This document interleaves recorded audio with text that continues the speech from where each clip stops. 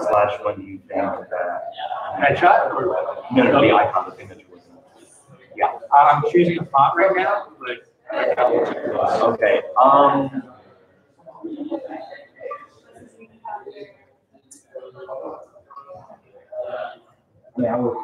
I kind of just wanted to send you that because I really want to get something on social started. So if you can just send me that, I think that's okay. Yeah. And we want the capital B? Yeah, capital B, that's fine. Yep. Yeah, that'd be great. Thank you. What color? What color? Black and white's fine. Oh. I think. God, I guess we should. I mean, it's going to be 220 to write. Let's do This is for social media. yeah, well, it's just our icon. Like, imagine if we had an app, right? I'd probably want it to be like blue and white or something like that. Like the blue that we've been using? Yeah, that'd be great. If you can make the background blue and all the lines white, I can give you the blue. Okay. The blue is Gene posted it. I'll send it to you. Okay, that's what I'll use it for 5AE. I think the WXD is sketch was trying to install on it.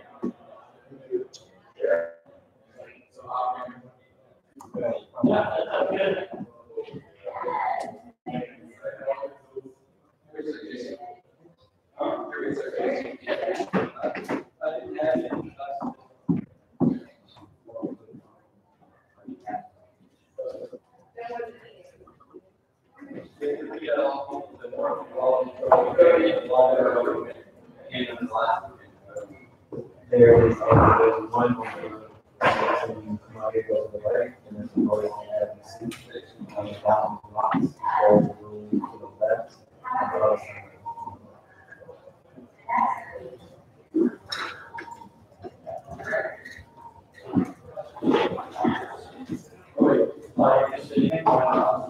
You know what? We got those chairs from from yeah, I know each chair from yes.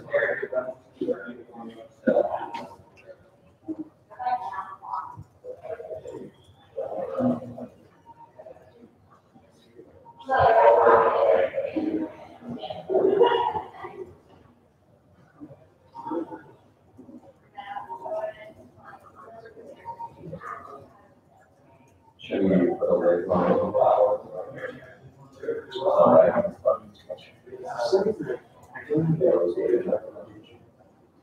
You don't like it?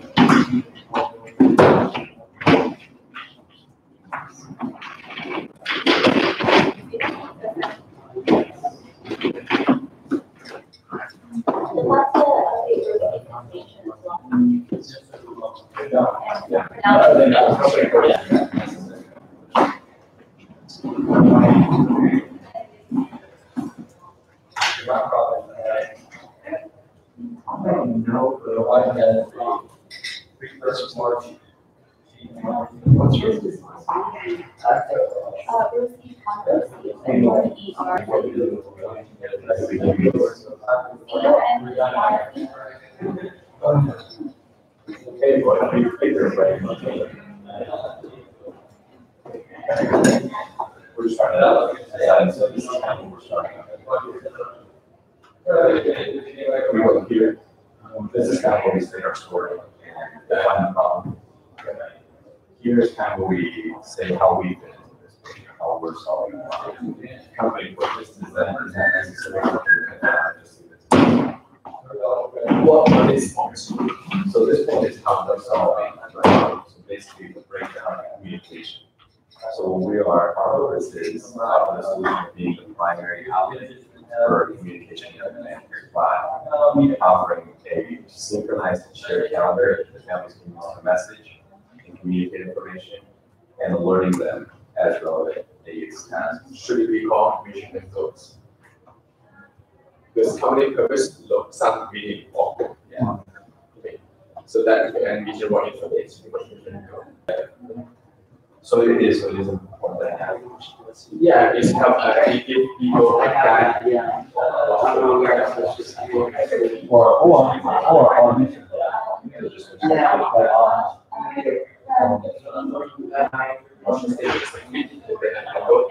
You may go to say you decide something you go, but it's great, but actually it's somewhere you can say you go to objectives. Like that's how yeah. What's the name of it? Yes, Southlands. Okay, so close. So you have a mission to interact your athletes and communicate better. And to achieve this mission, you have some objective. And these are the means, to achieve this mission. The other one's actually.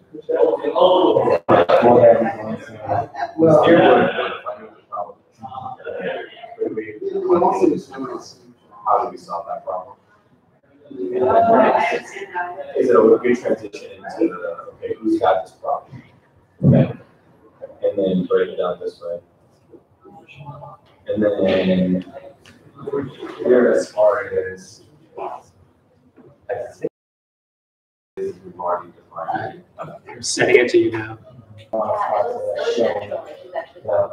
Yeah. But, yeah, we're still working on those. No, I mean, just like, yeah, with the side, making that program. Okay, and take away the logo on the comment. Yeah, just not mix it mostly. Because, Check this out. yeah. The same blue. That how to get. And, It doesn't look like the same blue. Is it, this was in RDB, was that other one seem kind of like it? No.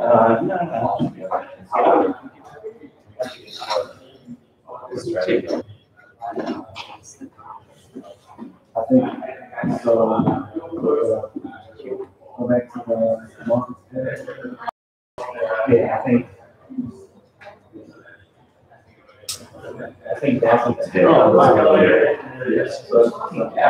I'm sorry.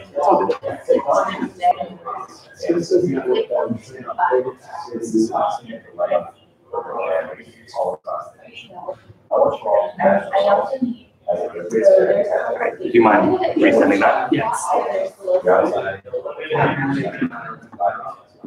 Wait. Can you flip it actually? Alright, can you make it so that the background is blue? Here, do you mind if I? Oh.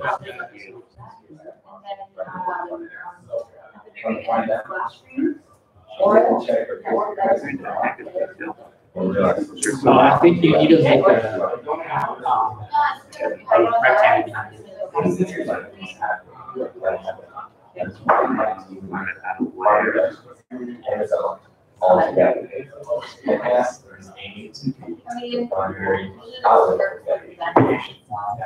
The way we want to do that is by working on three areas. Providing a shared calendar that allows family members input information so that other families who need to know that information can access it in one centralized location. Another unique aspect is that within the centralized locations, families will be able to message a transparency to that. So in other words, if I need to communicate with my ex-wife, I'm able to send her a message about how we share in the context that is transparent.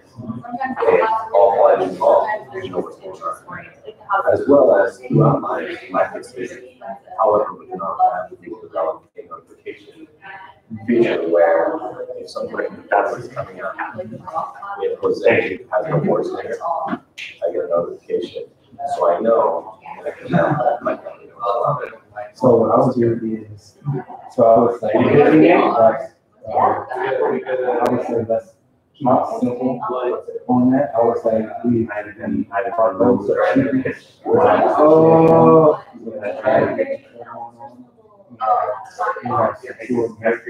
No, yeah, I like it. Well, right now, because I've been like students down. That's now, who are people exactly we're targeting? Well, according to the last census, they are.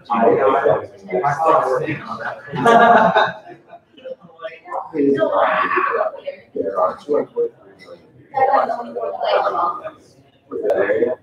There are 89 users who look at that area. That way, identify as being part of that area.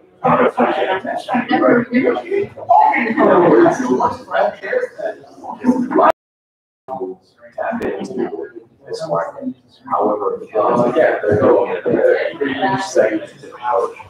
We're trying to identify the strengths and weaknesses and combine all the strengths with our videos and formally. That's all. So that part, that part. It's been live already. Perfect. Look at that. So something like. It's our YouTube channel, StartupBus. Maybe you should set Who up are a in some next way trying so people already know. Boom. to society. Thank you. Thank you so much for bringing it all up. Yeah. Tree. Would that make sense? Oh, boy. I know. Audience thing. I think that's really real cheap. Yeah, that's when the pavilion, they message me. I don't want to sleep. It's hard to hear, but they couldn't officially rent out a pavilion.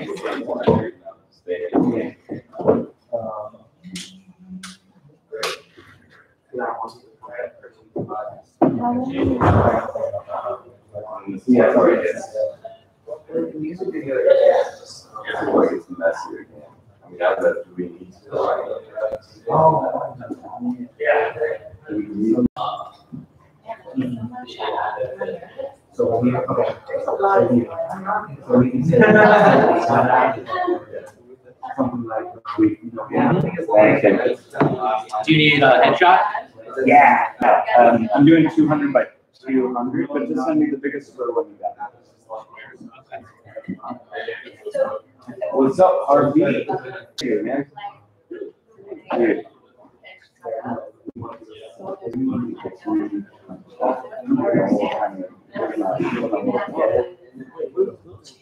Oh, yeah. It's all, and then got that pixel script for that story animation logic. You want me to get the story? I'll give the story. Oh, no.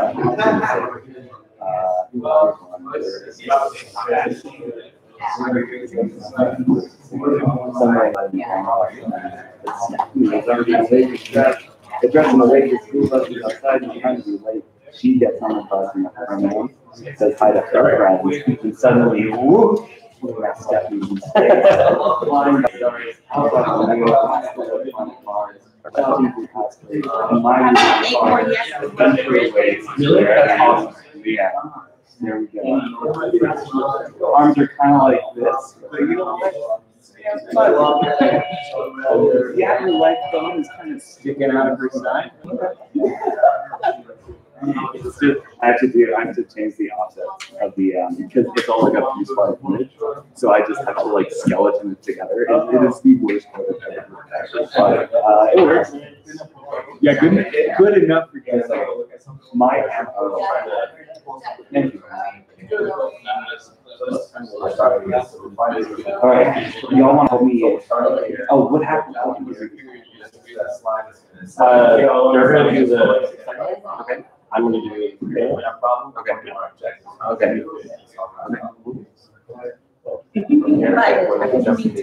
Yes, please. Yeah, no, so I want to pitch you guys before, yeah. Hello. Yeah, no, I know. Yeah, but it's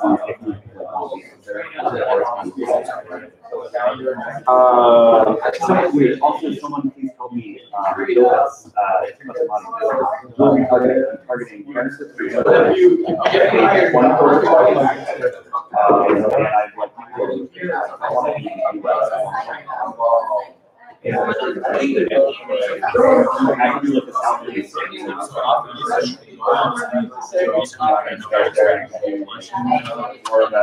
Say something there. As a viable market, this is our competition. So.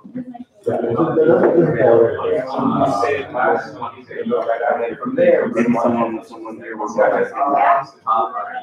is a one-stop shop. I mean, Melinda,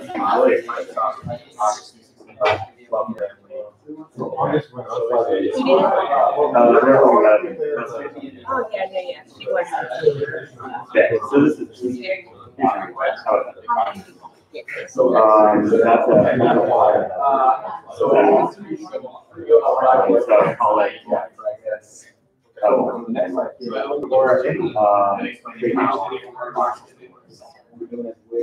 our system is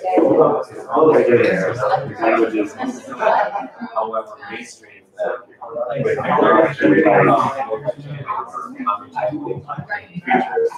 provided by that allow thousands to be streamlined. like so that's I'm doing an A/B test when I target two different.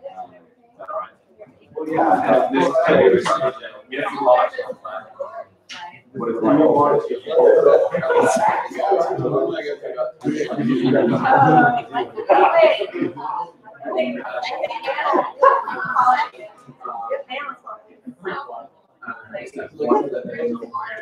Oh, I can change that.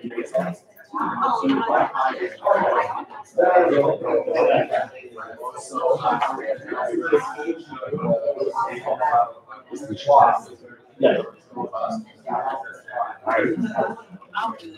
I'm starting it right now. Wait, what's today?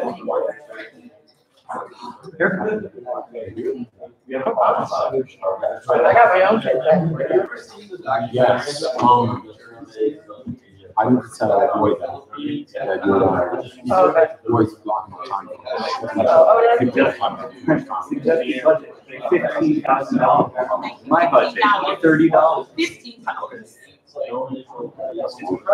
coming is, so I'm doing the my story,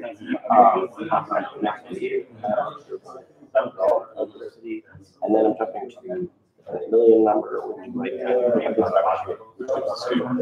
yeah, and generally one of the opportunity.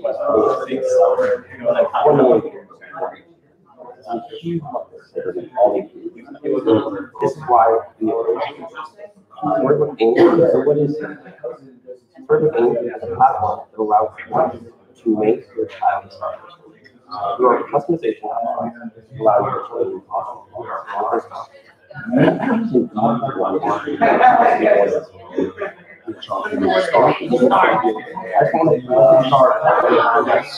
Re-emphasize that people are I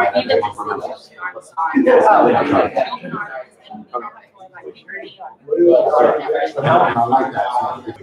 But how much should I focus on?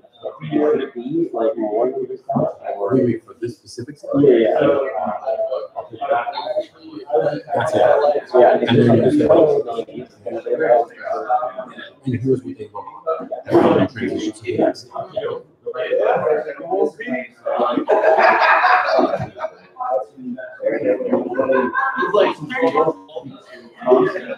I'm doing $20. So it should reach like maybe 400. Yeah. That was before that.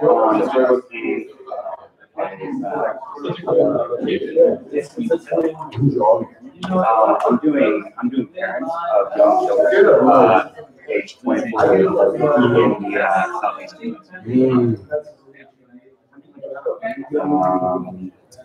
Placements. Those are great ideas. My girlfriend just asked me Facebook, so she gave me some tips. Awesome. Yeah. If I put more money into it, then it goes up. But if I do $300,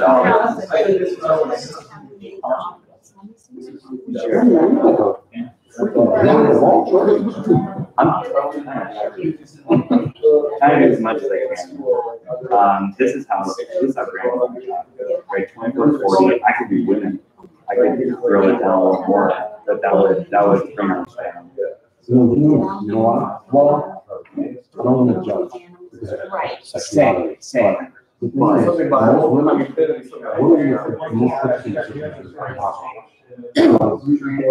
I think it would be a bad one. I mean,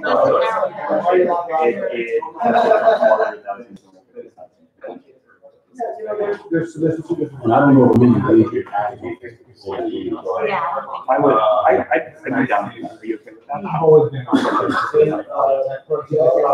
with that? Is there anything else? I think it's kind of weird.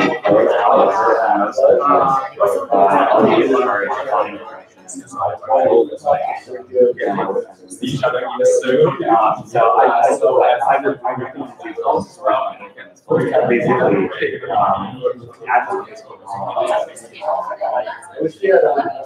so it's saying I'm just not the last house. We could try to say another question is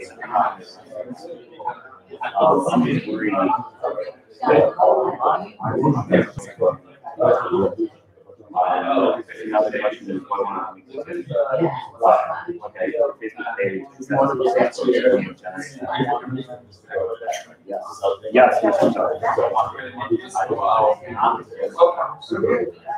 Oh, that's what you're talking about. Yeah.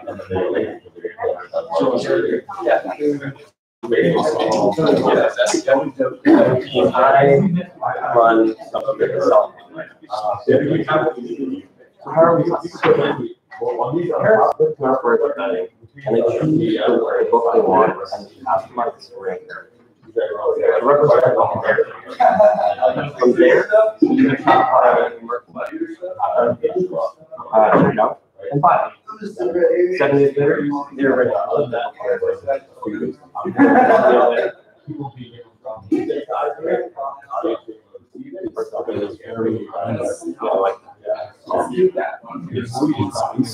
It's large, it's really good, so I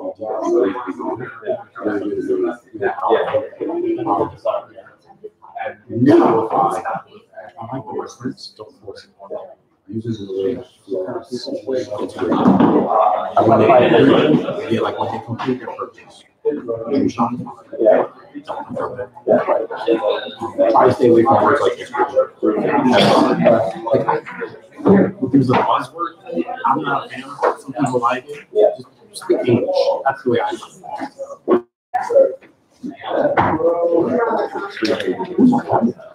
Okay, good. So keep this in mind. That's why we're talking. That's what I did.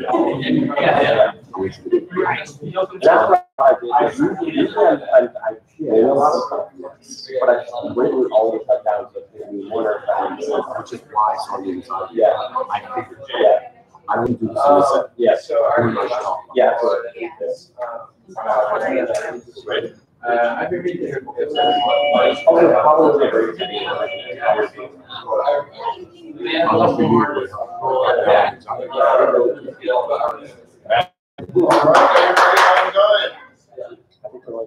to the battle, Jackson. Jackson.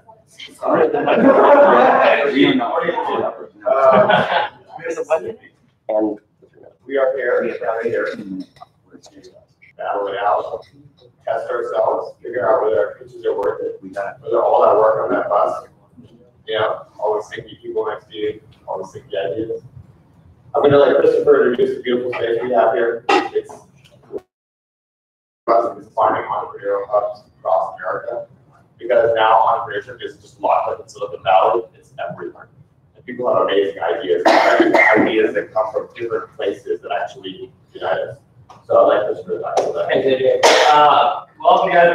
And girls, we're really excited to go back for a second straight year. It was really fun doing it last year, and so when we got the email again to host, we jumped right on it.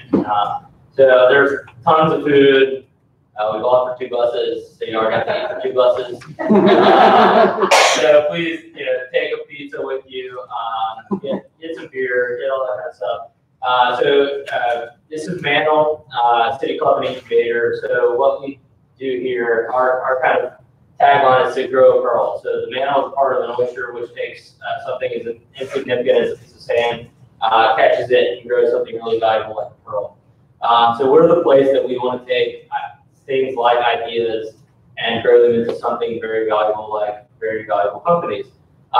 We've been open for 2 years, so y'all been really a part of our entire existence, being this second year through. So thanks for coming through and really participating in what we're trying to do. What we're trying to do is not only be a physical space, but also be a toolbox for entrepreneurs.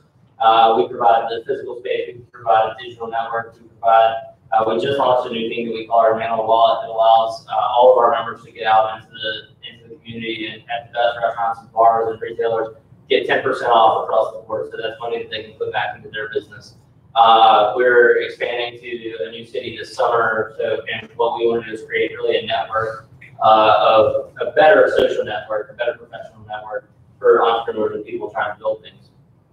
So, look for us, and coming to a city near you, hopefully. I think out in Texas and California, it'll be a little bit longer, but probably 2 or 3 months. So thanks for coming. If y'all have any questions, you can ask me, you can ask Rick back there, and then Meredith is somewhere around here. And then I'd also like to introduce some of the judges, mentors here. Tony Jeff is from Innovate Mississippi. He runs basically our statewide innovation. They provide a lot of unique tools themselves for entrepreneurs. Do Startup Weekend, help us with this. Thanks, Tony, for helping us with this and everything else. Alex Ray works for a venture capital fund here in town called our Opto Ventures, and is some great people there. And then Teresa Kennedy is one of our members as well, and she does a little bit of everything. So Teresa, and then I'll also be taking around a couple comments as well. So thanks a lot for coming, and good luck. Have fun.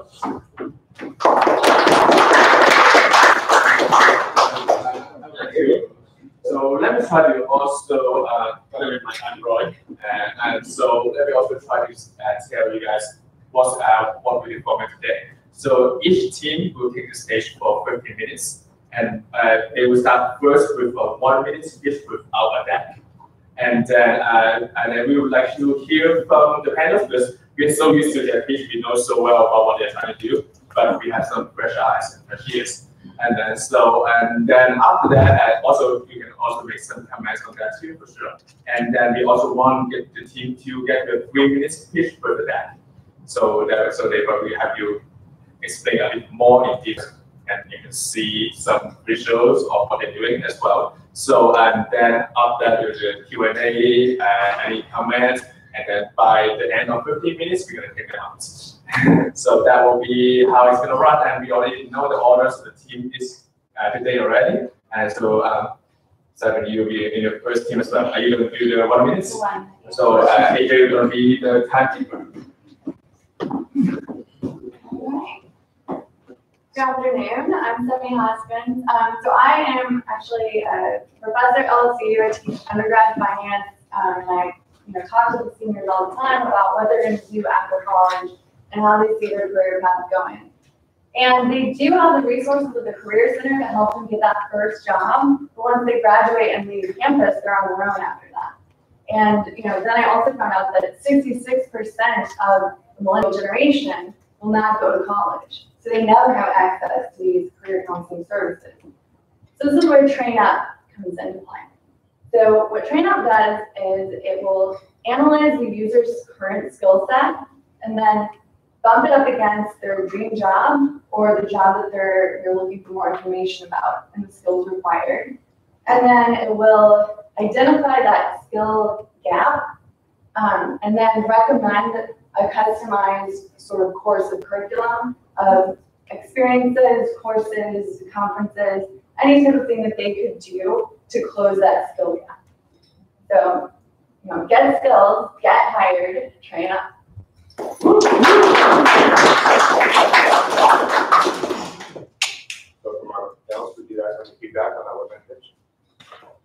So it's a big differentiator. I think there are services that sort of tell you what your interest would match from a career standpoint. Is the big differentiator the path forward, how you feel about it? Yeah, so it's not like a skill assessment of where you should go. It's like if you're currently a senior analyst and you're applying for jobs at the manager level, and so what it'll do is you log into LinkedIn, it'll pull your current skill set, and it'll match against the job description what the skills are needed, and instantly tell you kind of where your weaknesses are, and then recommend some of the online courses, or maybe if you're going for director and you're an analyst, you're probably going to need to be a manager first to take this job instead. So it's going to sort of design a curriculum of not just courses, but also here are some conferences you can go to. Here are some trade organizations. Like maybe you want to join the Accounting and Finance Women's Association.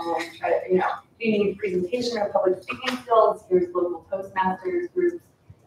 So it's really more about closing the skill gap than like assessing what your interests would be. So we're hoping that the user provides what their interests are.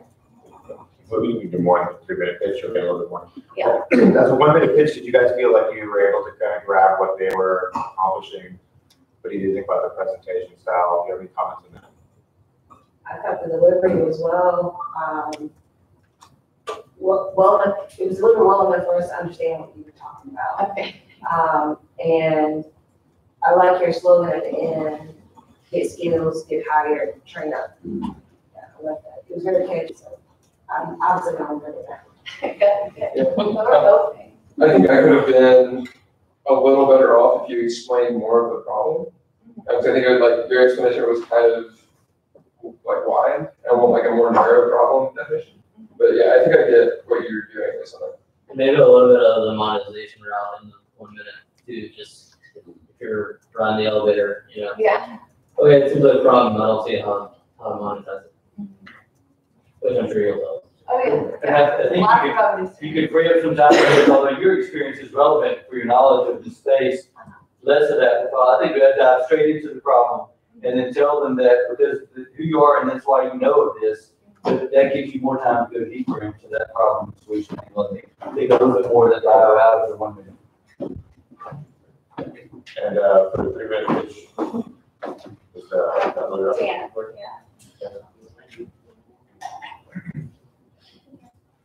Okay, go ahead. Come on up.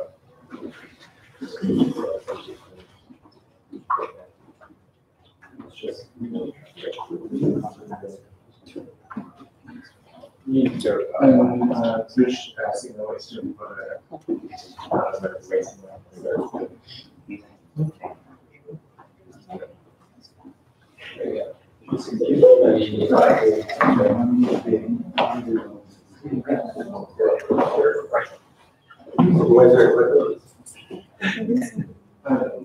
Just out of curiosity.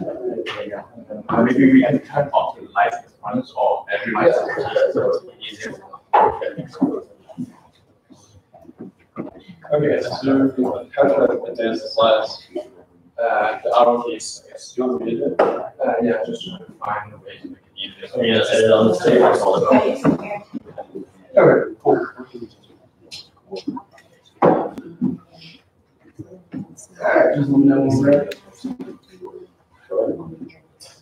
Howdy y'all, my name's Dan and I'm here to talk to you about Train Up. Why Train Up? Well, the days when you could just get a degree, whether you're graduating from college or an advanced degree from graduate program, and then never again have to think about school are over.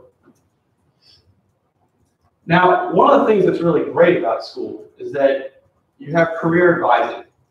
And yet, when you graduate, you're on your own. You find yourself without the extra help to show you the path that you need forward.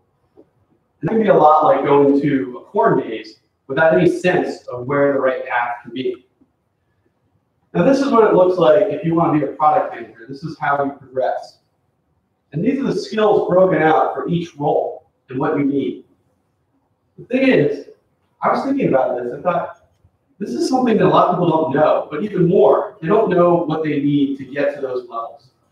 And I thought, what if we could take your LinkedIn or your resume, index that profile against the requirements of the job description that you want, and spit out courses on Coursera, edX, and other online learning opportunities, as well as jobs from Glassdoor that will be the stepping stones to achieve this career goal, whether it's the next step up or several steps away.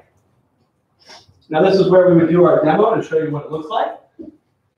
But the most important thing is we're trying to show you a path through the corporate ladder, very specifically with all the traits and skills that you need, and we make money as an affiliate marketer. 20%, that's our magic number. That's the average commission paid by groups like Coursera to affiliate marketing partners. It's also the average commission of a first year's hire paid to us for a candidate that we refer in. The industry is massive. By 2020, Goldman Sachs estimates that this is a $275 billion online learning industry.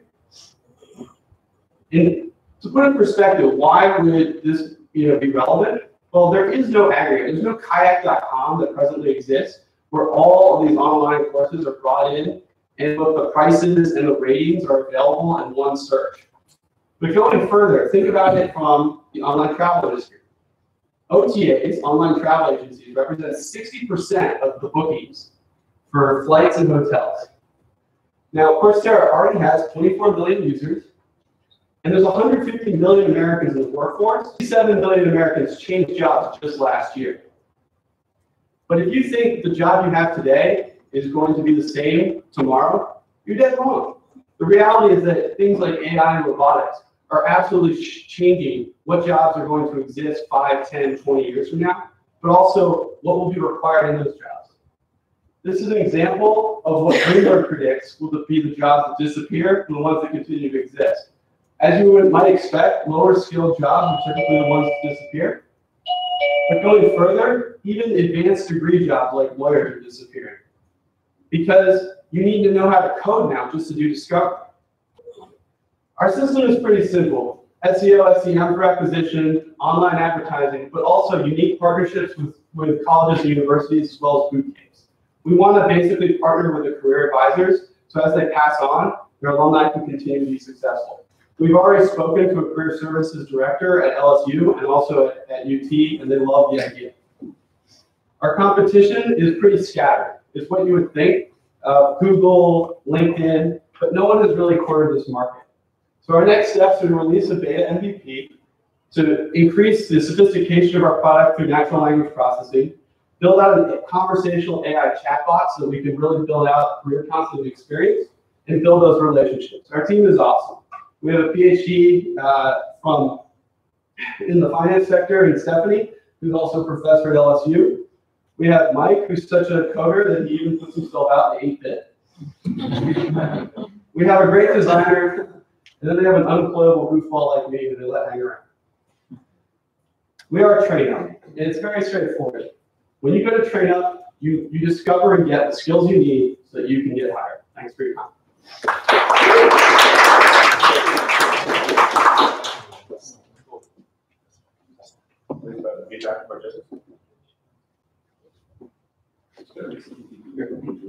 With workforce changing so rapidly, how easy is it going to be to decide the path? Like, let's say someone wants to be here. Well, the path to the job is changing as well as the jobs. How easy is it going to be to lay out that path against you from there? It's a great question. It's actually not as difficult as you think, because what we want to build out is machine learning so that we can really index, say, a job description like director of product management, index across a whole bunch of postings on a site like Glassdoor and recognize the commonalities that aren't the edge cases specific to that particular hire, but more the general description of director of product management. These are the skills, these are the years experience, and the goals you need to have under your belt. So I actually had kind of the same question. Again, if I want to be a senior director and it takes 10 years, the job may be gone in 10 years, like, what do I do? I think the takeaway from that is, like, that part of the pitch makes the whole pitch bigger. I don't think you need the AI automation stuff. I think you just say people want to get these higher jobs and need a pathway to get there. I think it makes more sense that way. Also, I feel like there were too many slides. Okay. Thanks for the feedback. It was good. Well, you answered one of my questions about monetizing it, and that was, because she mentioned it, and you did too, that you talked about two other revenues or avenues you can take to make money from it, and then this question was my other question. So. Yeah, and to sort of respond to that, like you always need a North Star, and you might change your North Star, but you need something to be showing as like a goal for progress. Otherwise, you don't really know what you're moving at. I mean, I don't think too many lawyers went to law school thought they would need to do Python in the future. So they understand their roles are changing, but they always have something they're aiming at when they aim to be a partner, and that's no different if you're director of product. One more question. How do you close the gap to the first job? You know, like a lot of entry-level postings need 3 years of work experience before you get in there. How do you? That's a great question. So that's actually how this started. I work with a lot of people who are either entry level or pre-entry level, trying to break into one of those jobs that they only hire people for experience, even though it's an entry level job. And so we want to basically provide that chatbot career counselor that explains, here are the opportunities. So Stephanie touched upon it earlier, whether it's using sort of an automated mentoring system, potentially upselling, so that we offer a premium tier where you actually have a direct mentor, but also looking at things like StartupBus as one of the recommendations that we make. It could also be a referral opportunity, because it is through, say, you want to break your product management. The most important thing is not whether you went to school, not whether you have an MBA, not whether you did engineering. It's what's your portfolio, what have you executed on? And so we want to basically show people, here are the avenues to build that portfolio in addition to these other skills you need, such as learning basic back-end development and having some sophistication, you know, talking about project management or working with a front end. Yeah, and to build on what Tim is saying too, so a lot of the firms that I work for, typically the belief is after 2 years in the role, you're pretty stagnant. You've learned the role. Like now you're just the go-to person for this role, but you're not growing. So this is a way to grow even within your current role. And I know, like when I was moving from manager to director, like I actually made the lateral move and spent a year in project management with Auctioneer before being hired as director of finance at Walgreens. So like I think that if even if you need extra experience, there's a chance, an opportunity to make a lateral move to pick up a different skill that's gonna make you that much more marketable for the next role. Yeah, that's why we're not just showing here's some courses you can take, because courses are only part of it. It's also here's some of the experience that you need to get, and here are some of those opportunities right in front of you. Does those experience and opportunities also include relationship building? Because that's very valuable. Yeah. Yeah, we really want to build this out. The focus was to build an MVP to start, but we definitely see the full spectrum of the professional experience being something that we can encapsulate through TrainUp, whether it's mentoring networks, recommending local business commerce associations, et cetera. Yeah, and even partnering like with firms to customize it specifically for their employees, so that they know exactly what they want their employees to have for each role, and from rolling out a per license fee situation. I think that's also it's an amazing thing to see, like somebody walking into your company and knowing they have bigger dreams than just sitting there at the front desk and saying that person wants to work hard. That's a huge step. So one more thing, just a quick thought is, I think just going, I feel like it's great, but you know, there's totally a premium chance here, you know, where it's kind of like a dating app, right? Where the big problem with dating apps is once you find a boyfriend or girlfriend, you're off the app. You know, like if you can keep moving the goalposts, you know, they're never out of the app. I think that's something you guys should like throw in there, because that as you know, someone particular investor, like it's all about keeping them in your ecosystem. Right? Yeah, we would so like some sort of thought into that, and getting them to pay. You're not even done when you're retired. Like a lot of people when they retire, go back to school. That's a common thing. That's what my parents are doing. And so like we can, even as we move out of the workforce, you're still part of our client base. All right. So there's no further, I guess, yeah. Cool, let's get the next group.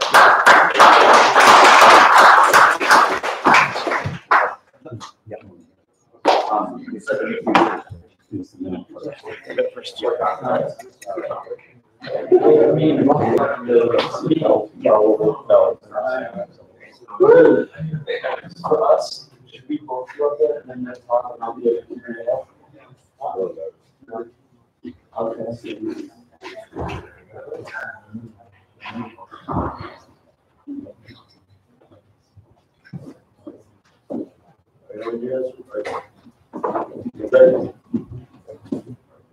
my name is Erica. And my name is Nigella, and we're here to talk to you today about Storybook Inc. So in the 90s, when I was raising my daughter, I could walk into any store and find a book that had a character that portrayed my childhood, no problem. And when I was a mom in the 90s, shopping for books that had characters, in fact, there's only been about a 6% increase in the market. Storybook is here now so that we can make a major difference about this. That's right. We at Storybook are excited that we will be barreling down the $4 billion fence that surrounds diversity and inclusivity in children's books. We do this through allowing parents to take avatars and completely transform them into avatars that look like their children and place them in a book so that their child can see themselves as the star of their own story. Storybook believe, we and our team, we believe that every child has the ability to be the star of that story that's giving them the power that they need to be confident and to go for it and make a major contribution to this world.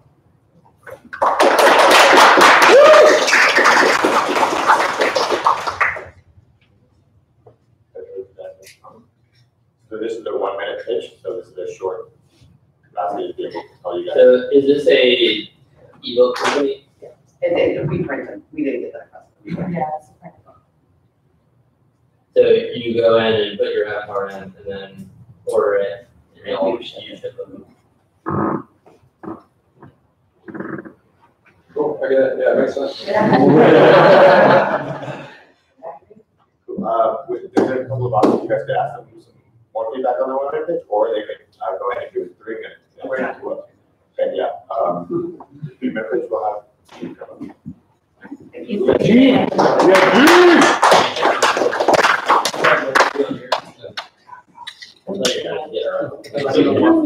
Usually when that is back to back, or just some. We didn't practice it.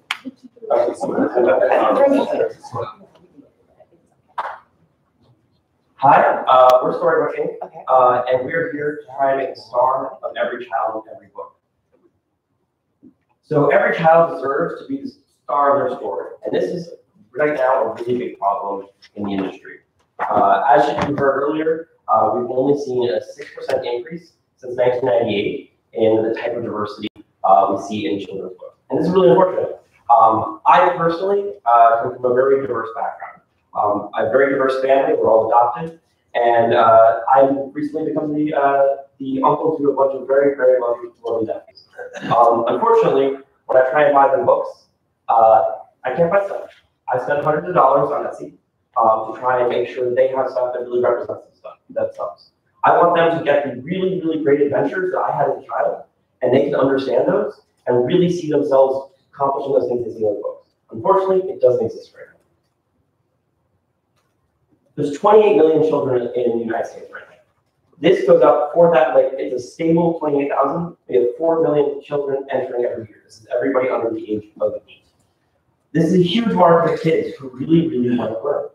These kids are establishing a $4 billion industry for children's books. We, using Storybook.inc, allow you to create your own avatar. This allows parents to go online and be like, I want my child to be a superhero. You can pick your outfits, you can pick your hair color, you can pick your skin color, you can pick your eyes, you can pick all the stuff you want to do so it really looks like you. If your kid has a favorite shirt, put them in there, and you'll be able to see them in the story. We then have stories written.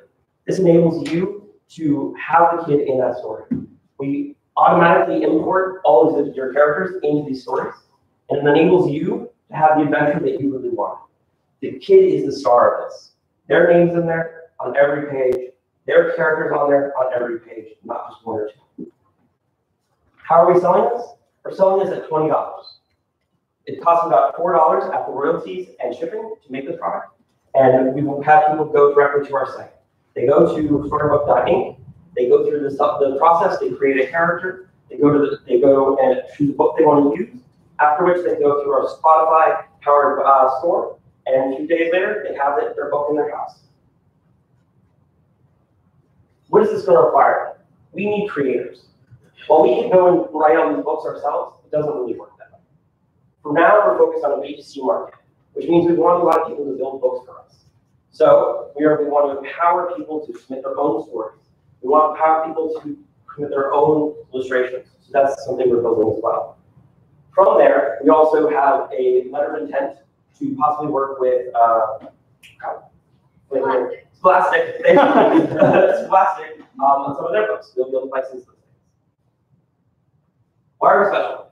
So if something's so big and so necessary, why have people done it for? Well, realistically, it's hard. It's really hard. But on-demand printing is not cheap. You're not making the same book a million times. You're making a different book each time. That being said, it's something that we need to do. This is an economy of scale. Once you get high enough, you can do this really, really well. And how are we going to get this into people's hands? We trust in families. We trust in moms. We trust in dads. We are doing SEO around around families. We're going after Facebook. We're going after YouTube. We're going after the places where all these families and parents are, because they are the ones who are going to find us. We've done a lot of user research, and the people want to give us money now, before we even launched. You mentioned that it was $4 to create this book. Is that based on the number of pages? Yes, that is a book.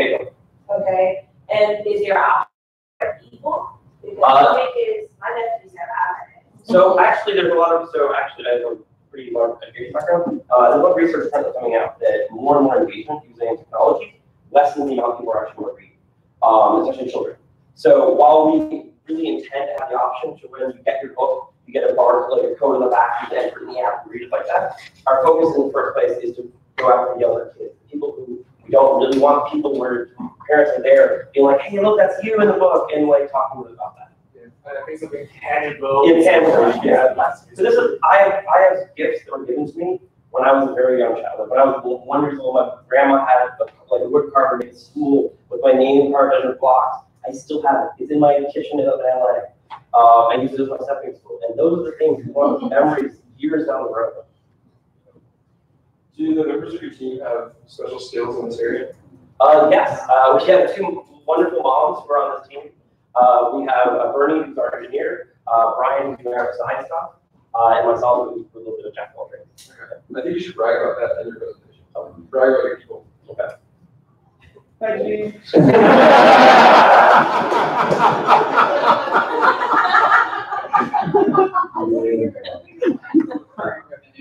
can see this as a one-time gift. Yeah. So that's why we're going after some of the B2C markets, as well as doing some of these events type things. So it's like, hey, we went to the Grand Canyon. Give us all your pictures, give us all that stuff, and we'll create a book around that. So you get to enter the next generation scrapbooking. Also, we have the contract with some of the B2C companies. They have larger novels, longer series of things. Or it's like, I'm the main character in this series of comic books, or I'm in the series stories. So that's really impressive. And like, my parents bought 50 Party Boy books because I was that obsessed. So all I would read. That's it. Okay. Gentlemen, have any interest? So, what other technological hurdles do you have other than maybe using Shopify instead of Spotify? So that's Spotify. What other technological? So a lot of this actually is really interesting engineering. We are having to create individual models for each character and each arm movement, everything, and automatically, because what we have set up here is not something where we have to go and build these books ourselves. It's automatically doing that. When you click what character you want and what story, it auto generated that. So that we can just send it directly to our printing print shop and ship shop, and it will go. So there's a lot of engineering involved with the slicing of those characters. A lot of engineering involved with making those superimposed and making sure it looks like the kerning of the text doesn't screw up. That's very much engineering. From there, one of our things we're working on is building the stories themselves. Like how do people submit a story? How is the CMS work, where you can upload a story, and you need to choose, here's your gender pronouns, we should change this to an empty box so we can add our features. And y'all are situated to meet absolutely. Yeah. Can I say something? There's probably, well, I mean, MVP is like maybe 80–90% done. And so that's the character building linking to the story generation. Yeah, one thing about getting the wrong name is like when I was speaking for the first StartupBus, and then this StartupBus North America edition. A couple of times I say North Korea. So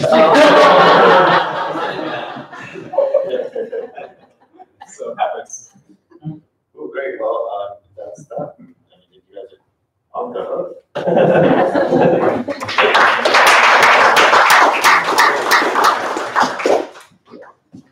That was good. I just, I kind of really just thought. You did good. I know. Don't worry, don't beat yourself up. Okay.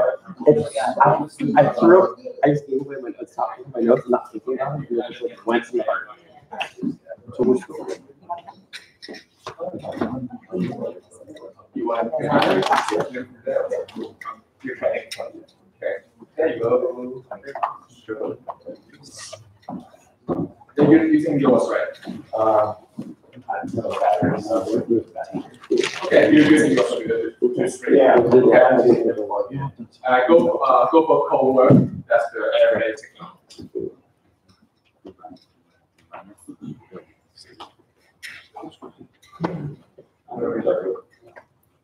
Hey everyone, my name is Ben, and I want to talk today about parenting. Now, I'm not a parent myself currently, but I do have some damn good parents who do absolutely anything for me, as I'm sure all of you would do for your kids and your future. Now, new parents are the same way. They want to give their kids the world. However, there are always new obstacles and struggles that they run into because experiences are just unfamiliar. So enter Bundle. Bundle is the joy of childhood development simplified. With Bundle, we've created a new and unique service that sends monthly subscription boxes straight to your doorstep. Inside these boxes are our premium and patented educational and developmental content, coupled with games, toys, and activities that can really help your child develop. Now, Bundle targets children ages 0 to 5 and their parents. So it's really building on that family aspect of childhood development. Bundle is excited to be a niche player in a $2 trillion education market. And with that, I'd like to say, join us and pick up your bundle of joy today. Thank you.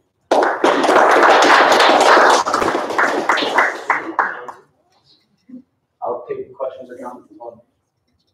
Yeah, I think I get some monthly subscription of education type materials. Yes, sir. Okay. I think that if you told me a little more about what's in the box, I would get more out of it. Sure. But I pretty much did it.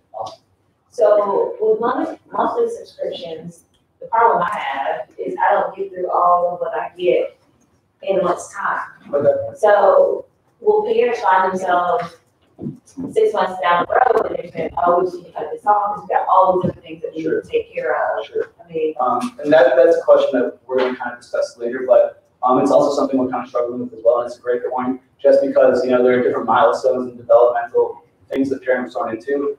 So we're currently in discussion on a quarterly system and monthly system, and I think he's going to talk about that in more detail next. But it's a great one, yes.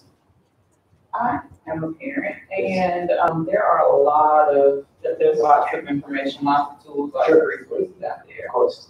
What is it about this that would convince me to trust you? Yes, of course, and that's a great question, because there are a lot of players in this industry, especially with subscription just getting really, really saturated with the market. So Bundle is great because it is so niche, I would say, that we're kind of the first one to do early childhood development. And we take a holistic approach on the child. A lot of packages only focus on STEM education and science and technology. And as Amin was going to explain coming up, is we really focus on the whole education. And there's actually some Harvard research that goes into that goes into, things such as art and, the physical development as well with your child. So that's kind of our competitive advantage. I want to include a little bit of that in your 1 minute pitch. Of course. To go ahead and let the clients know why we're the ones. That's a great point. Thank you. Anything else? Awesome. Why don't we get coming up with a 3 minute pitch? Give me 1 moment. Go ahead. Come up here.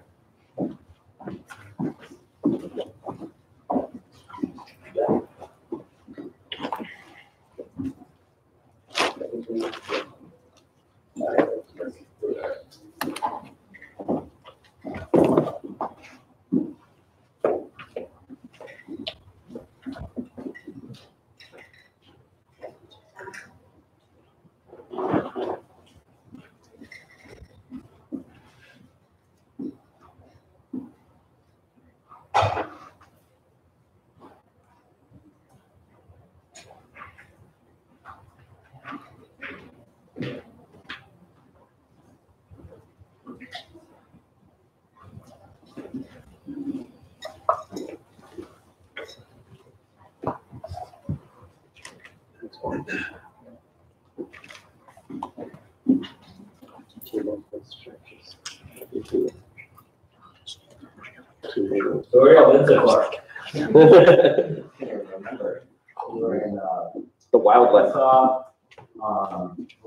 Little Rock, Memphis, Nashville, back to Memphis. A bunch of down state here, parks. Jackson, couple state parks. Jacksonville for. Half the people will think we went to Jacksonville, right? That's why Roy does the directions and I do the. Yeah, I just tell them it's just a use of that thing. They probably already asked you all this. How many of you all's first time in Mississippi? There you go. And I'm from the South.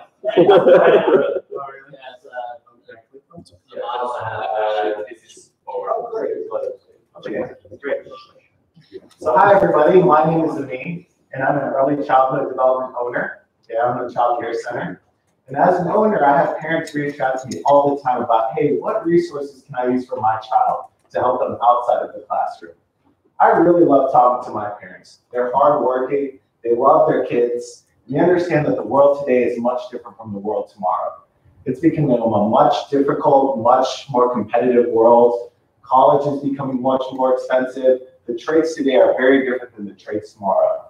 You really need to be well-rounded. Unfortunately, they're making very simple mistakes that are impeding early development growth for their child. So that's why we created Bundle. So what is Bundle? Bundle is a monthly subscription service that provides developmentally appropriate toys, lessons, and resources for your child. And by for your child, I mean your 2-year-old bundle is much different from your 1-year-old bundle. So how is Bundle different? It is based on the techniques by Harvard professor Howard Gardner, who has a theory of multiple intelligences. This means that every child thinks differently and has a different intelligence. Michael Jordan has a much different intelligence from Mozart. And by teaching someone who's athletically gifted, for example, counting through jumping rope, we unlock a super highway to their brain and make them a much more well-rounded student, which is what the future leadership needs, is well-roundedness. Okay? One of the first things you get in your bundle box is a visual lesson plan. This is a patented part of our curriculum. It has the name of the activity for that child, a description of the activity, so that way it's easy for the parent to understand and show to their child, as well as the intelligence being taught.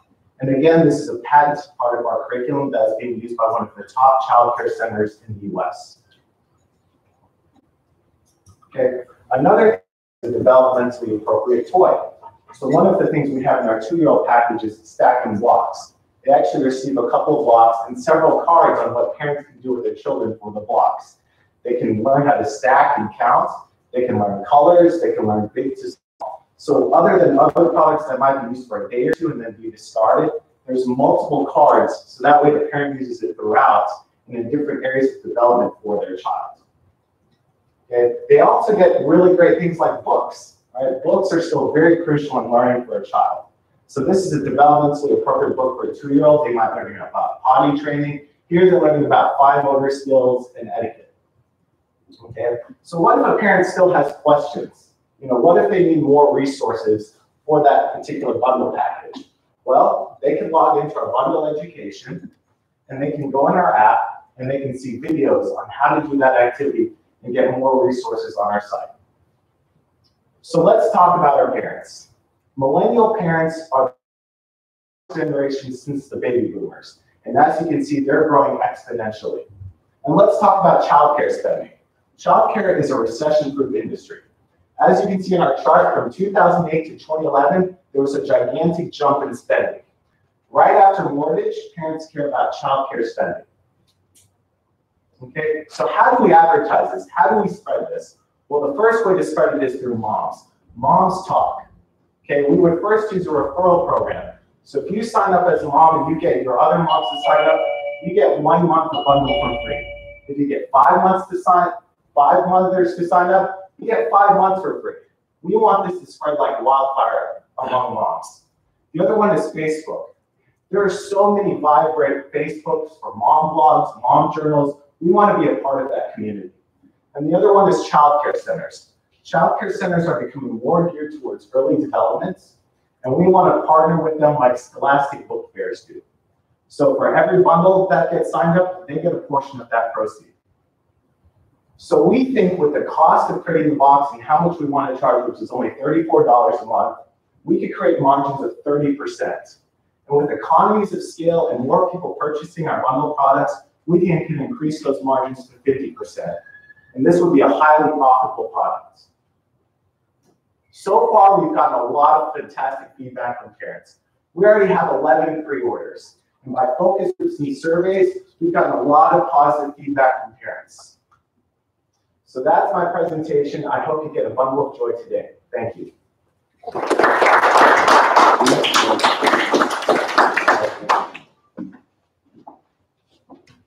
Any questions? So, it's generally, we're a technology where we've done a very similar company to this is case with some doctors. That was their kind of unique selling point. So I know, and then I know there's a couple of other out there in early education. That you said, that doesn't mean you can't do it. But you said that this box, in the box space is just, there's a box for everything. And clicking buttons is 100. Why are people gonna, kind of, I think it was Tasha's question, why are they gonna pay $34 as a parent of 2 toddlers? Money's tight, $34 a month is a lot. And then, so why are we gonna pay it to begin with? And then why are we gonna choose you guys and not somebody else? And what's your sticking point? Absolutely. I think when a parent tries something and they see developments in their child, they really want to use it. If I look at my childcare centers, we're a premium product. We charge probably the most in our area. And when a parent comes in and they see the developments and the growth in their child while they're there, then money is secondary at that point. They want to invest in that. And if you look at us and what makes us unique, we're not just STEM focused. We're very much focused on athletic, like counting, jumping. We're focused on naturalistic. We have an ethics component as well. So if we showed you our cards, you could see that. So you'll see this as a parent, you'll see, wow, they really try to tackle everything and develop some well-roundedness. And that's simply something that our other competitors don't do at this point. Well, Chris made a strong point, and Tasha has 2 kids too, but they're different ages. And so is there a different price if I buy 2 subscriptions? If I have a 4-year-old and a 1-year-old, can I get 2 boxes for $50 versus $68? Sure, we can negotiate something. That's the one too, because with children, especially young children, there's so many different milestones, there's so many different aspects of different families. So I think that obviously for our MVP, we would start with just that 1 box, but there are definitely different types of subscriptions that we could manipulate to parents with twins or parents with different types of needs. So yes. What I'm seeing though, sorry, that is that you may want to get something that can reach the kids of different age. That's an opportunity. My next question would be, who experiences that problem the most? Because I'll tell you where those questions come from. I have a 7 and 3-year-old. Sure. I have things that I could do for my 3-year-old, but I'm probably more interested in things that I could do for my 7-year-old because she's in school. She's currently, we're currently facing challenges. Yeah. And I know you guys stopped at 5. So tell me what is the one problem you're solving, and does that need occur within the 0 to 5? Sure. So I think there's more and more research coming out about how crucial the 0 to 5 stage is. All right. The investment, the ROI that you put in 0 to 5 education actually has a better payoff than graduate school or undergraduate school. And 95% of what you're learning develops who you are from 0 to 5 than any other part of your life. So you're basically who you are at that age. And when we think, man, that needs to be invested much more in. And as far as to our customers, I mean, from what I've seen as an educator, as an entrepreneur, I have a lot of parents come to me and say, hey, what are some additional things that we could do outside of the classroom? We're really experiencing resources. What can we do on weekends? And they go to Google, they go online, and it's a lot of misinformation. It's a lot of contradictory information. I wish we could just bridge something that goes with our curriculum, which works right now, outside of the classroom. I love the research, the part you mentioned on the research about the 0 to 5, that educational on an aspect of being very, yeah, so may want to include that. That's good. That'd be a very good point. Just say early on, people, that's probably not something you really think about. And you really realize there's science behind that, then that's a very, very big point. I've got a couple other things. One being, it takes, or it took me and my grandkids now or whatever, it takes me more than a month to figure out one thing about, figure out what they need. But what you're doing there is, I think, very, very helpful in targeting what things for me to think about more for that particular age group.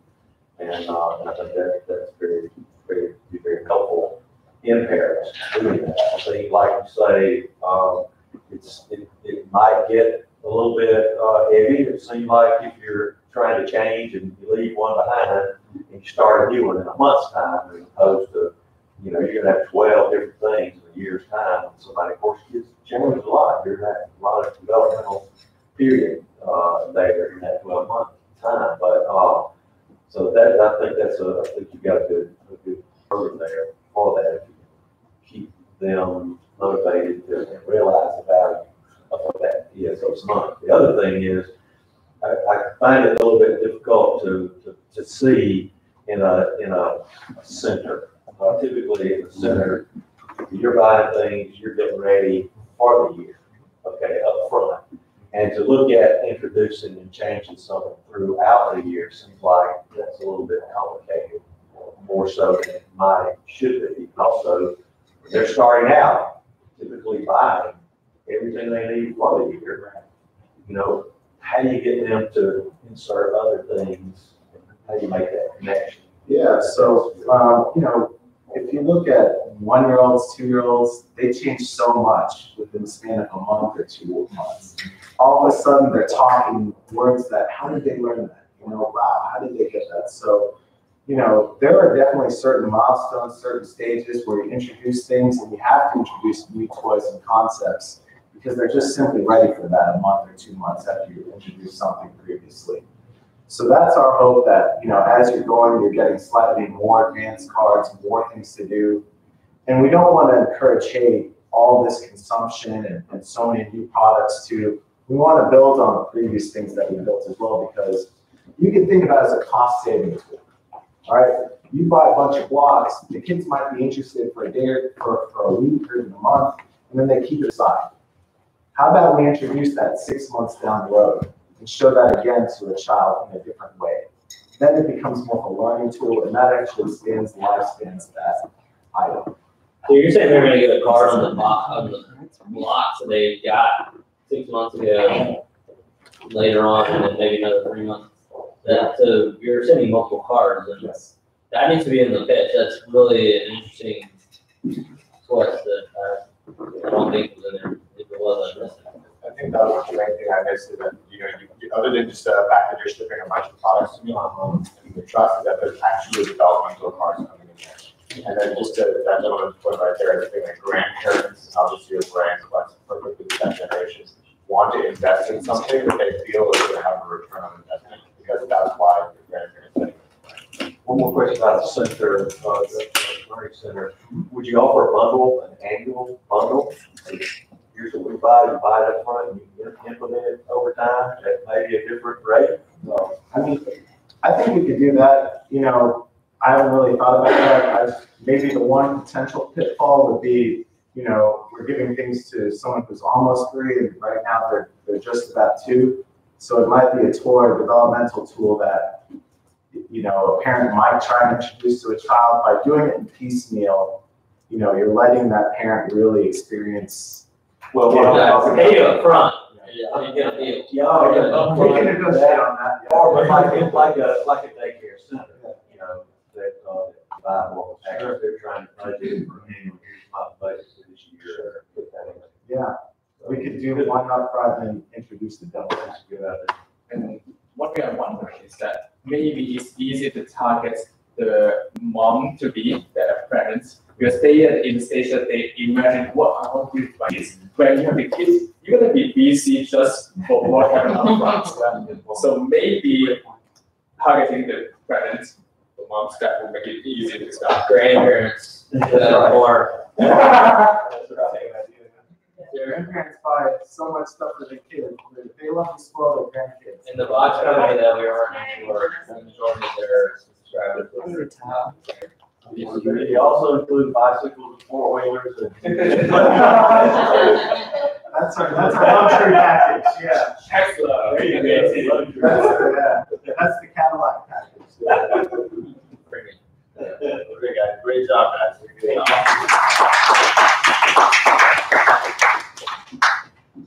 Next,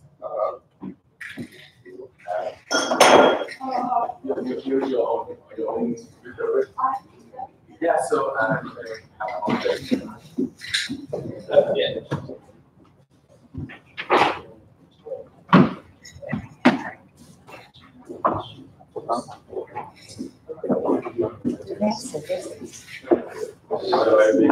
Side. Yeah. What do you want? Wet. Liquid.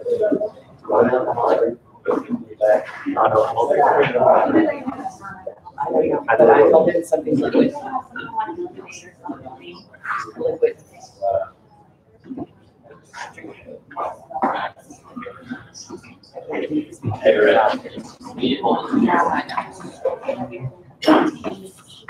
He's too sweet. Like, it's my life and I can feel it. It's like, can't do it. Just say no. Just say no.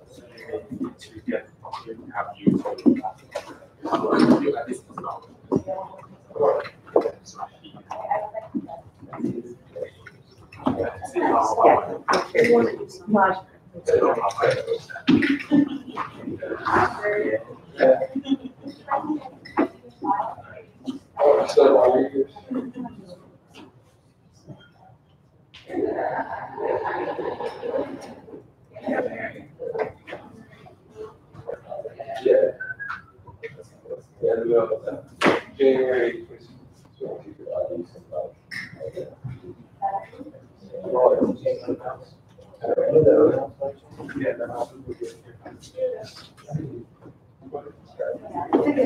Yes. Yeah. There's a very kind of it. You want to get their marks. They want So you don't get a piece of beer, whatever. we were like thinking too much about it. Oh, yeah, Now you're getting it, yeah. Right? There's two.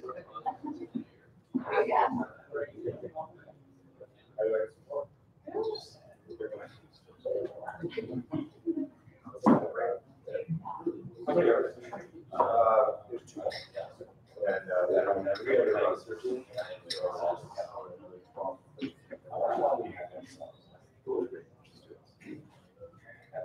Have you heard of StartupBus before? It's Yes, it is. So I was not. I was on the podcast.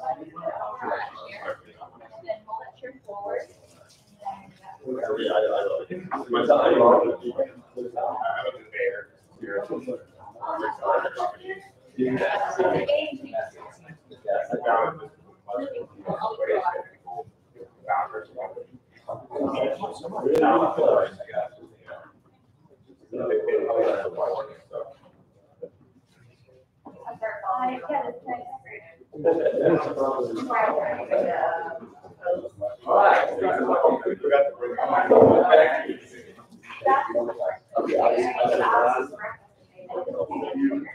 I don't know what's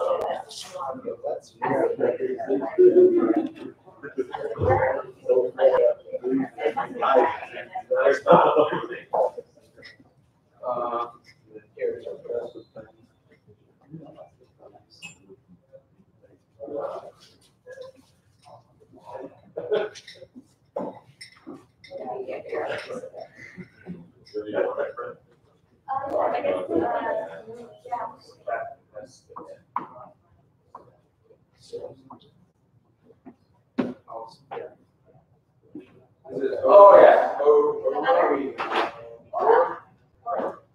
At least it looks like you in the logo. Oh, yeah, not Cora. Yeah, not Cora. I know, that's what I said. That would be a terrible name. Yeah. They come C-O-R-A. C-O-R-A. And we can make edits as well. Alright, so.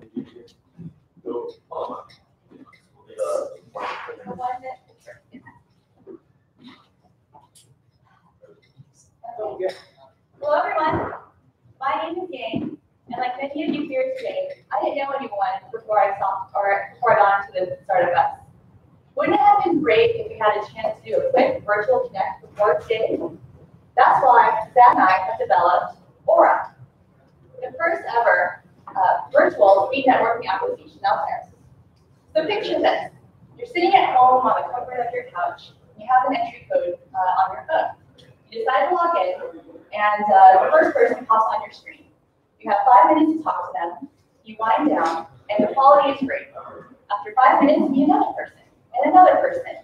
And after 25 minutes, you've already made 5 direct one-on-one conversations and connects. Contrast that to today's professional networking environment, where you're driving a long way to go to these happy hour events, you're eating terrible food and collecting business cards that you'll likely throw away.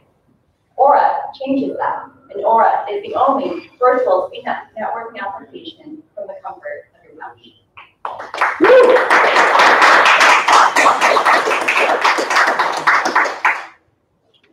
Feedback.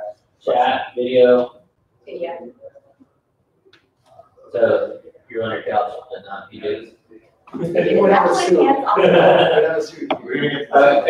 gonna superimpose it?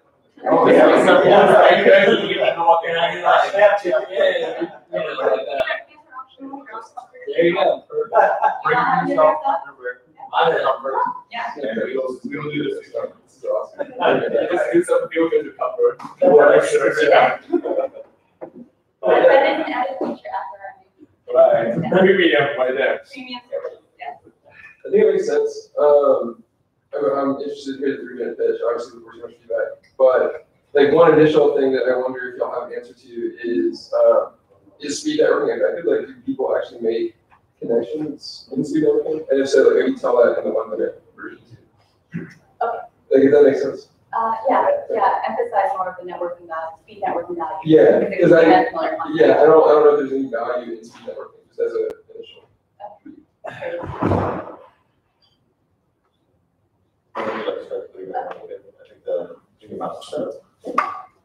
Yeah, no. I'm sorry? This one goes forward. All right. Hi everyone, my name is Yang, and like many of you here today, I didn't know anyone before I hopped on that StartupBus. Wouldn't it have been great to have a virtual video connect before today?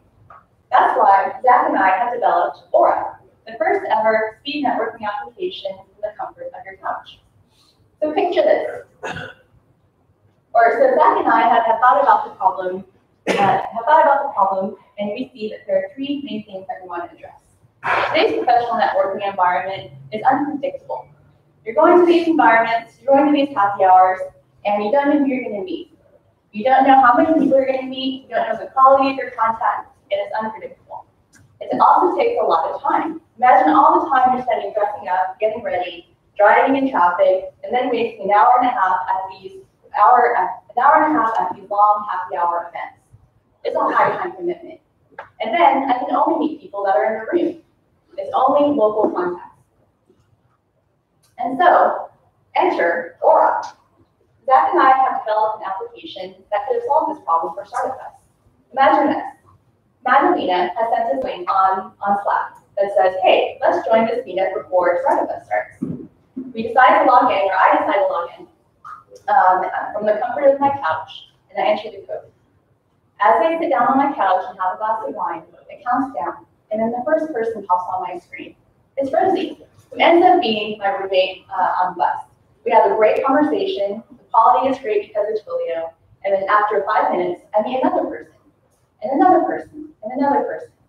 And after 25 minutes, I've already met 5 people that are on my bus and made a great one-on-one connection. So as we thought about this, we tried to figure out, is there really a market for this? And there certainly is. Professional networking is exploding. There are 550 million users on LinkedIn, up from 467 million just 6 months ago. more and more people are finding the value of networking, and 80% of them know that it's critical to their career. On top of that, there's an explosion of professional networking groups. There's already 1,200 that are out there, and every day there's also new startups that are focusing on micro-communities, like social networking or professional networking for doctors or for military. And so we think that we can target our solution for these professional networking organizations and corporations. And we tested this idea with those same groups. And from what we've heard, 93% would try our application. And they've given us lots of great feedback. There's no direct competitors. There are some companies that are doing random copies like Expedia. There's also a company called speednetworking.com that they organize in-person speed networking for a lot of corporations. And after talking to their CEOs, they're excited to work with us and collaborate more on incorporating technology. And so think of us, Aura, the solution for speed networking virtually. Thank you.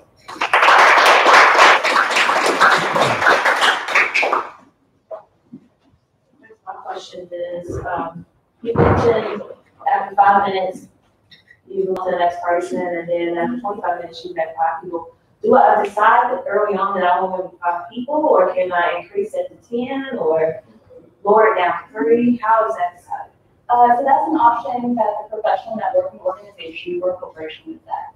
So again, this is marketed for enterprises for those groups. And so there are certain parameters that they could work with us on to that. So if they wanted a longer session or maybe a 3-minute conversation, they could do that. But our research has found that having a 5-minute engagement would be enough time where it's enough to build rapport as well as not too long where it's dragged on. So we think that the 5-minute mark would be great. And also half an hour is a very short time commitment to meet 5 quality contacts we need. But the parameters are set by. Okay. Well, our set by people. Yeah, but I was asking, do I need 5 people? Do I have to meet 5 people? Or can I maybe 3 people all want to meet? You know, I may not want to commit to talking to 4 people or 5 different people. That's what I'm asking. Not taking the time, but the number of people. Yeah, maybe one that's really interesting. Yeah, like, I don't know. So the platform is mainly a replacement for these in-person events. So if you go in person, you're already going to meet 5 people in 30 minutes. With this, you'll just do that virtually. Again, you can have a lot of online conversation, it's more intimate, and there's a lot of that noise around those events taken away. So we believe that you'll have a more quality engagement during that experience. Why not a Google Hangouts thing? Have you tried Google Hangouts? Yeah, it is a good bit. Like it's, It could work. Besides the quality issues. Or you're just saying, like, say, I'm a company. Say, hey, here's No, I'm a company. Because or 2 things. One is like, where's your monetization coming from? I'm guessing from the organization putting these together rather than the user side. But if I'm the company, why am I gonna do that instead of just send a group of people, 10 people Google Hangouts and say, hey, get together and do this because that's free. Right. So you have to manage it. You would have to say, all right, every 5 minutes, here's a new link to a new person for Google Hangouts chat, which might be really difficult, especially if you have 100 people showing up for the event. So what we do is we sort unique people. So there's an algorithm to make sure that you're not talking to him again and you're not talking to him again, but you only have a limited amount of time you can talk to instead of people. And I think that's the one point that I didn't hear you guys is that you guys are actually allowing the organizations to help create the algorithm and the types of people you're going to try to meet. So it's engaging that knowledge management and knowledge sharing across the company. You're going to say, I want to have product managers from across the country or across the world interact and talk about what's going on. Which you could do with Hangouts as well, but basically advantage. I built a clear Hangouts as well. It is. It's the worst. What's the methodology to follow? And you get a follow every 5 minutes. You say, well, we want to connect, follow up, do something or not. So during the demo, we have a feature where we'd like to add a button at the end of your engagement to share contact information. And so it's up on the person, just like any other networking event, to continue that follow-up. But then by sharing your contact information, you make it a little bit easier versus a physical hard copy sort of thing. And I think one thing is going to be really useful because one thing I'm not great at networking at all, and I kind of forget a lot of those contact why you have linked card. When you link that to that, that means that you always have a reference of when you met, and possibly you will be much easier to recall that conversation context, so that when you reach out to that person again, you kind of have a way to reignite the relationship that way. So there's a way to take notes about comments about. I know there is now a way to do that. After the fact or anytime. You have to use a pen and paper just like you would meeting someone. But I mean, the timing is already on record, so that is something really easy to say. Because one thing I need to try to do is that, okay, I miss that person on this day on that visa, so that I can recall better about when I want to reach out to them again, follow up, I know what to say. But when you have something like that automated for you already, I would say pretty easily you can see the trend that you meet that person on Aura to make it much more possible to do that. Yeah. So it's pricing. Pricing. We did look into it a little bit. So for reference, there are speed networking groups where you might pay $100 a month just to join their events. So let me explain a little more detail. So we have a tier pricing structure based upon the number of users and the number of sessions. And based upon that, and who we're targeting, we believe that we can have 3 different levels, 3 different engagement levels that are priced from 10K to 30K a year. Now that may sound like a lot, but when you think about the groups that we're engaging with, such as Elevate, they require about $100 per month per user to attend their event. There's 40 chapters out there with about 500 people per each chapter, and so they're bringing quite a lot of revenue to host a lot of physical events. They also need these alternatives to host virtual events to connect chapters, for example. And so $35,000 for the premium package would not be significant. And so this would be a great option for them to add to their array of offerings to their customers. So the organizations are your customers. Right. And in the beginning, you mentioned that the problem that's being experienced was problems that the users might experience rather than. So do you think that what's the problem for the organizations that you guys are solving? Right. So I think the problem for the organization is, well, with any of these professional networking organizations, they want additional alternatives and offerings to differentiate what's out there. All of these organizations are doing the same thing with providing in-person meetups for their curated communities. And again, it's very local-based, time-consuming, it's ineffective in many ways. And so what we'd like to do is show them, hey, there's another thing that you can use some technology to give your customers another way to connect, in addition to what you may be doing. And so they could, again, acquire more customers that way. They can build customer bases that are geographically dispersed, for example. And so rather than seeing it as a problem or solving a problem for them, it's an opportunity for them to grow. You can see that they're distracted across the 40 different locations or chapters that they have, and that can facilitate a much larger audience of networking across those chapters. Right. Have you had those discussions with those organizations? We've engaged with them. The main organization that we're discussing with is speednetworking.com. And so they do these physical speed networking events for Fortune 500 companies like Microsoft. And they don't have any type of virtual platform. They have some technology where they match people and try to help out with follow-ups and do some analytics around that. But there's no type of video virtual chat platform for them to connect people outside of the room. So one might sell directly to the consumer. For me, I'm into marketing PR, so I could log in or subscribe to your app or your website, and there's a group of people who are marketers, people who are working public relations, and then I can connect with other people who do what I do. They don't live where I live, or maybe even live where I live, I don't know, but why do I have to go be a part of something else to have access to when I can go directly to you? That's a good question. You could be a part of LinkedIn groups, which has the ability for you to meet other groups that are doing things. areas that you want to be involved in. But our solution is mainly for groups that you're already in. So you would have to be a part of a group that wants to use this to help them facilitate like a global chat, a global meetup instead of local chat. So maybe you're in a marketing group that's nationwide or worldwide, and they want everyone to benefit from each other instead of just their local chat. And I think that's kind of makes this as a business strategy. It's much better to find a solid user customer that can help you craft your product, deliver a very valuable solution before you go from B2C to C2C.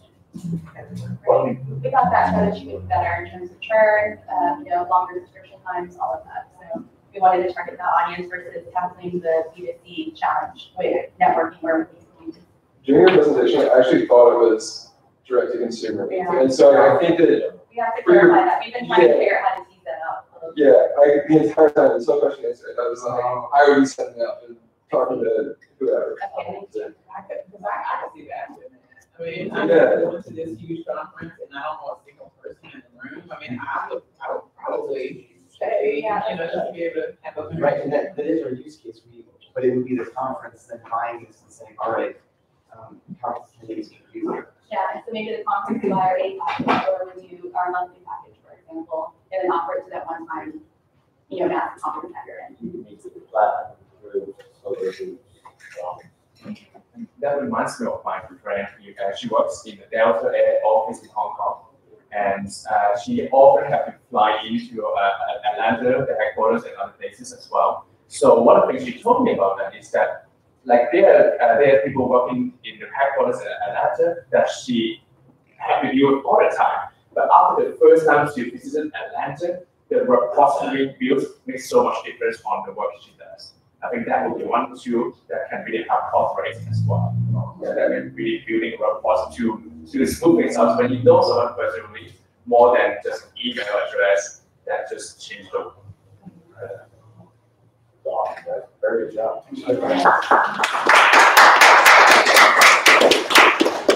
Where's the name come from? Aura means seed and earth.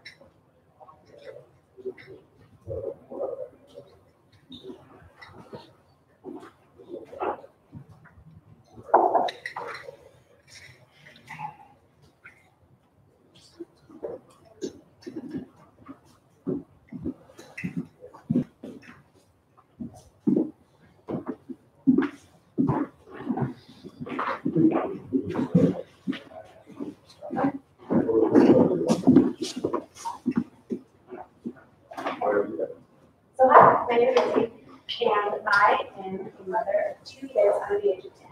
My husband and I get so much time to talk and have deep, meaningful conversations and discuss our schedules about any interactions. We never ever interacted with our small children. We never don't. But we have developed, and that is why my team and I have developed an app that creates a streamlined way for families to communicate. Because on top of my one family where I have to manage my schedule and what my sons are doing and what my husband's doing, we also share our time with my ex-husband and his wife. So we manage across 2 families and 2 households, and we have to run all of that. And sometimes we get messages mixed into different places, like I'll get a Facebook message from my husband and I'll send a text message to the group chat to my ex and his wife, and everything will get messed up, or we'll miss something somewhere along the way. And the most important thing that we can do for our kids is communicate effectively and efficiently. And that's why we created this app that will bring all of our communication to one transparent and secure and localized place so that nothing will get left behind. So communicate better, get all together.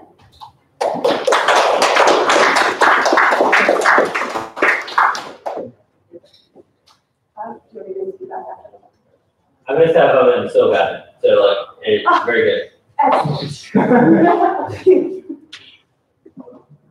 Just chat. Yeah. So, well, okay, but that's in our 3-minute pitch, but yes. So it's a chat app initially with the idea that eventually it will become the hub for all things family related.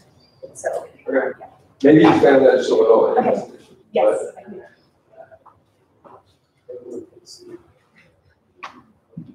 Go on. You guys have families? Have family problems, communication? Yeah. Like, I'm just sitting there, like, I want to do better, and then I do better right now. Get in the mail.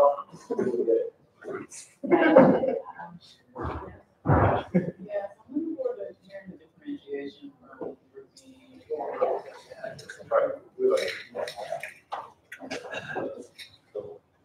So, good afternoon, everyone. My name is Sergio, and I'm with All Together. Now, I want you all to imagine yourselves as a third grader at the end of the school day, in front of the school, waiting for your parents to pick you up. 5 minutes pass, no one's there. 15 minutes pass, no one's there. You're thinking, did they forget about me? Should I message them? 45 minutes later, mom is coming into the parking lot, and you come to find out that she forgot to check her text messages because dad sent her a Facebook message saying, hey, I need you to pick up Sergio. Instances like these happen, and they happen often. That is why my team came together to create altogether an application that serves as a one-stop shop for all the communication within a family. Now, our app is unique in that it offers a calendar that is synchronized and coordinated, and it communicates any important dates to families to any members of your family within your circle that you identify. The team component is also unique in that we use omni-channel technology to essentially allow people to use our app to communicate or use our app and connect their other messaging services like Facebook Messenger, Snapchat, or SMS text, and essentially just text our app, and then that same message is communicated to all their members within their family that they've identified. As well as that, we also have a notifications app, so that way all your family members are notified of important dates or upcoming events. Now, there are approximately 81 million families across the United States. How that matters to us is that we've identified that there are essentially 243 million family members. Out of those family members, there are essentially 109 million people who can utilize our app and this technology to communicate with their families and improve their lifestyles. Now, we're not the only ones that recognize that there is a need for communication and coordination within families. These are our competitors. However, what we've identified is that they're taking a very fragmentized approach to improving communication within families. We're taking a more holistic and playing to their strengths and using our app to capitalize on that. Now, there are no initial services. Essentially, the funding model that we're looking at is $1 per family member per year. So if you have a family of 5 and you want to use our app, essentially $5 a year. Now, we also built in that for any additional service fees or more advanced features, we would charge for those. And then as well, we would have third-party referrals by using marketing intelligence as a way to generate revenue for our app. Now, what's next for our application? We will start growing into other areas as well, which allow us to expand into microtransactions. So for example, let's say that I want to send money to my ex-wife to cover the athletic fees for our son. I'm able to use my app to document that, and then not only benefits our app also by being able to charge a microtransaction. We also plan to expand into the document repository by allowing families to upload important documents. So social security cards if they were at, wish, family photos, receipts, anything that a family identifies as important, and ultimately create a family time capsule. So basically the bottom line is that everyone has communication challenges. However, we hope to improve your communication by using All Together.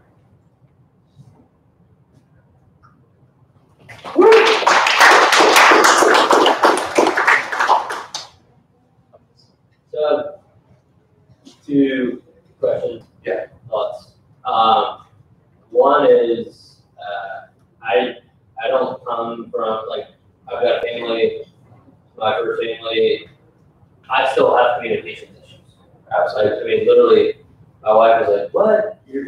StartupBus thing on Sunday? You know, like, I thought you put that on the calendar. I was like, I did put it on the calendar, you know. This isn't something that is unique to families that are not on the first family.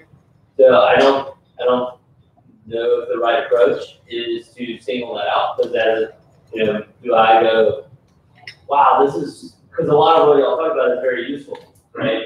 The shared calendar, the messaging, even the documents, every single time I have to get my kid's social security card, like, where is that? You know, I mean, like, there's a lot of challenges that I think you guys can solve, not just for a very small subset. So is it the right channel to go and narrow yourself in the very beginning?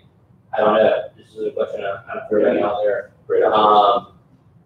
And then I had another thought that I think but that's, it's kind of a question, kind of just, you know. Yeah, within the demographic we're looking at all families, but we can definitely explicitly state that and maybe not draw as much attention to blended families or remarried families. I think it is important to differentiate yourself, and maybe the way to do that is to focus on a niche, because I'm still struggling to figure out, you know, what I can do through this, that I can do through, you know, after that. Or Yeah, so an example would be my grandma. I love her. She's not on Facebook. She's not on Snapchat. She's not on Instagram. I barely got her to send me a text message, and I don't think I'm going to get her on any of those other social media platforms. So what you could do is essentially the Cisneros family just saying, "Hey Sergio, come over for tea tonight." She sends that text message. That text message is going to hit our app. That app is then going to shoot it to me on whatever I think is the mode of communication that I want, whether that be a Facebook message, a Snapchat, or a text. So essentially then it also allows it, let's say my wife wants to communicate with me. She's at work, she only has access to Facebook Messenger. She's able to open that up. Sergio will pick up the groceries for dinner tonight. She shoots it, again, it pings it, shoots it to me on a text. So anytime that my family's trying to get a hold of me, it's always sending those messages to the same spot that I'm going to build a habit of always checking. Does that make sense? Now also to say that the reverse of Twilio is actually the handicap accessibility. So the reverse of that is that if there is a soccer game and grandma, you want grandma to show up, on Twilio I can actually do a regular phone call her and say, having the circular voice play and say, "Hey grandma, I just want to let you know, Timmy's soccer game is blah, blah, blah, blah, blah, blah, blah." And you can do it in his voice or you can just do it in a regular robotic voice. And she can press 1 or 2 to say, "I can make it," or "I can't make it." And so, and then we will actually get feedback as is she going to show up, is she not going to show up. So it's a gateway product. Yeah, exactly. Yeah, and I think that same issue goes to why you shouldn't pigeonhole yourself, because I'm sure you're saying, it's like, you know, we use PhotoStream for photos, we use text message for certain parts of the family, Facebook for other parts of the family, you know. So I mean, you're in all of these different stuff, and maybe there's something out there, but I do think, like, what about and this kind of actually reminded me of my second thought, which, you know, what about a closed network for your family? And that's what I think is really important. And so one thing that you mentioned in your marketing is, you know, if I'm going to get into a closed network for my family and get off of Facebook, who is really the network for your family right now, you know, I don't want to be marketed to, you know, 100%, right? And so, it's, you know, how do you bridge that gap? Yeah. Great question. Both users have to have that download app, right? Because I have a 75-year-old mother, and my brothers and my mother and I are all in Berkeley, but she has challenges. Yeah, so in this case, she would just text a phone number that is associated. Or you can send her a text. You can send her, put in her phone number, and send her a text and say, "Enjoy Sergio's family." And she would just say yes. And also, like, it doesn't have to be text at all. There's some of the people that may not used to using text, but a conversational, like a regular phone call, the technology now can totally make it really natural. Okay, Sergio wants you to meet you at Friday night, and that is the message, is a pre-recorded message or get auto-generated message even. that can go to the phone call to the grandma, but she figure, oh, yes, okay, you will have a 8 p.m. And it's now the technology material can probably translate that in different platforms. And for me, I'm from Hong Kong, and Hong Kong, like WhatsApp is the majority of messaging, and I hate it. So and WhatsApp is not my major thing at all. And then, but with this platform, I can say my primary platform is my text message, and I don't have to have a Hong Kong number for that. I can keep my US number, and then they can send me a message from Hong Kong, not using any international text message fee at all. So, and then everyone can have the choice of primary channel. So we answer your question, sorry, how to the differentiation. Will you go back to the slide where you talked about the market and the total addressable market? Yeah. This here? Yes. How did you come up with that? Census data, 2017 US Census data. But the total addressable. Oh, here, yeah. So essentially what you have is that you have 81 million families identified approximately in the United States. Now, the US Census data also identifies a family on an average of 3 members. So we multiply that across to just get an average. So we can identify the median. And then within that, we use the same census data to identify the population that is 17 years and younger. So we subtracted those two totals to come up with 139 million, which are people who are 18 years and older within the United States that identify as part of a family. Why are you limiting it to people over 18? We were just limiting it because that was the safest market, like that's the most conservative number we could come up with, because otherwise we're like basically everyone in the United States is a part of a family at some point or another. So this was our most conservative number, but realistically, like 7-year-olds have phones, and they're probably texting and calling their parents from school. Every single person in my high school class. I would not, and then we'll like, expand on that. It's so distracting because everyone starts doing the math and they're like, what is this? At the same time, whether you're 7 years old or 17 at college, like this is just relevant to anybody. In fact, if you have college age kids, it's even more useful because now you're not in the same house. Yeah. So I would just keep it simple, and you can break out your like advanced knowledge if people call BS, which they won't. They're more likely to just happen to just call BS on something because it doesn't add up, right? So like we don't see. Give them something to nitpick. Yeah. Yeah, and then really, this is kind of just like, it's out there to say a market number, but you're not like attaching it to any sort of revenue numbers or anything right now. So it is kind of just out there. I literally spent the rest of your deck trying to figure out how you What's really cool about it is that we have a Twilio developer, Vandals on board, 4 others, and WhatsApp was built on Twilio, Uber was built on Twilio early on, and now that Twilio has released brand new messaging functionality features like video chat, high resolution image sharing, MMS, the TTL, the disability services. It's now an opportunity for somebody to leverage their platform to build a much more user experience there. So I think that in the beginning they focused on this, these blended families that needed to have these disparate, complex problems and try to solve them. But I think they're aggregating to the point that everybody kind of has these problems with their family. Yeah, I think it's a good hook in the beginning, right? Because you're catching them first slide, and you're like, oh wow, that is a problem. But then you throw into like, hey, everyone. I mean, like I said, I have these problems every single day.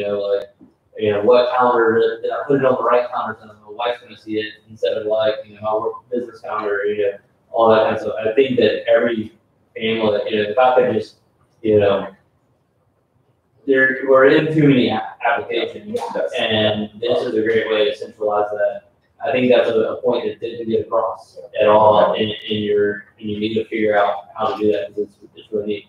But yeah. And could you expand on the $1 per family member is what per year?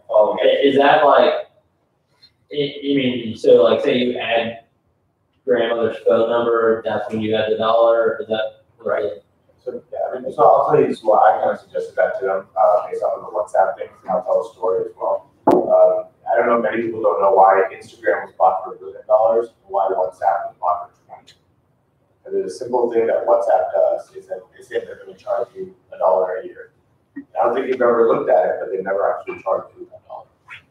So when Instagram got sold to Facebook, they said, how much revenue do you have? No revenue. Well, you have a product and features. It's great. We'll give you $1 billion.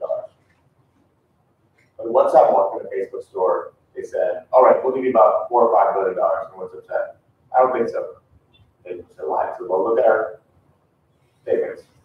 Look at our user numbers. We have an agreement that we can charge every single user at that time $650 million every single year. We turned it on, they paid.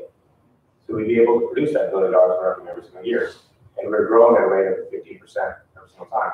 So one of the things that you can do is that based off of locale and how you charge and things like that, they can generate enough revenue to make their service revenue neutral.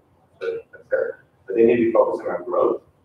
And once they focus on growth, they can actually start adding on more and more features. So I think it's the pricing is almost from a point of the standpoint that Twilio was incredibly cheap for them to scale on. And it's finally a highly scalable platform. And so the cost of their own business is actually going to be much more minimal. So in the beginning, they could charge users for the $1 and then they could just accidentally forget and be okay. Yeah, there's a 2-minute story though that you gotta tell me about like the pricing that I just don't get in. You know, like I think you think of what's your recommendation Yes. as the I mean, I like the idea of charging. I think it's kind of it invites the question, you know. Yeah. You know, because it's like, I've got a 1-year-old. Does not cost go up $1, you know, or you know. So I mean, I think you just get into a little bit of that. So you know, I think $5 flat fee for a year. I paid $99 for a really good application for my email. You know, like for an entire year. I think that's like, you know, $5 for an entire year flat fee. If I've got, you know, 1 kid in my, you know, but then you add those. It just gets really complicated, and you start thinking through a lot of this. So you say like $5 per family? Yeah, $5 a family, or yeah, $5 a family. And the up to what, 3, 4? It's It's really relatively cheap. It's a designated group though, right? Yes, so it's your family, you determine who falls in. Yeah, you know, maybe there's some, you know, it still gets a little bit more, but if you can say $5 a family, you know, I think it gets a little less, again, having to do the math and thinking about it, and then you got this, and so you're like, oh, well, yeah. And one thing I want simpler, absolutely, and still makes a lot.